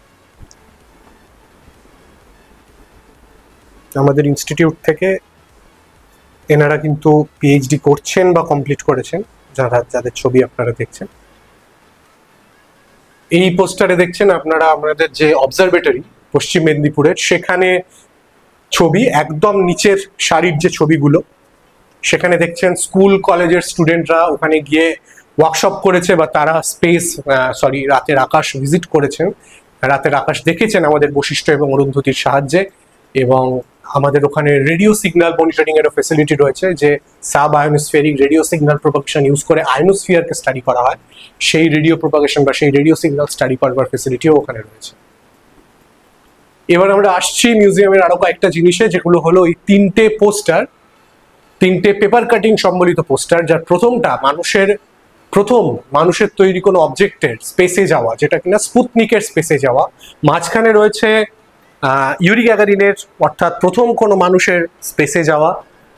এবং একদম ডান দিকে যে পেপার কাটিং গুলো রয়েছে সেগুলোতে আপনারা দেখবেন মানুষের প্রথম চন্দ্র অবতরণ, সেই অ্যাপোলো 11 এর মুন ল্যান্ডিং এর বিভিন্ন খবর সংকলিত এই কোলাজ।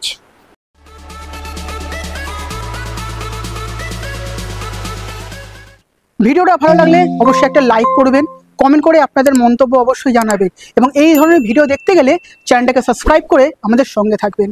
দেখা হচ্ছে পরবর্তী কোনো একটা এমনি ভিডিওতে। আজকের জন্য এতটাই। সব থেকে শেষে বাংলাকে সাপোর্ট করুন, বাংলাকে ভালোবাসুন। ভিডিওটা দেখার জন্য আপনাদের অসংখ্য ধন্যবাদ। জয় হিন্দ, বন্দে মাতরম।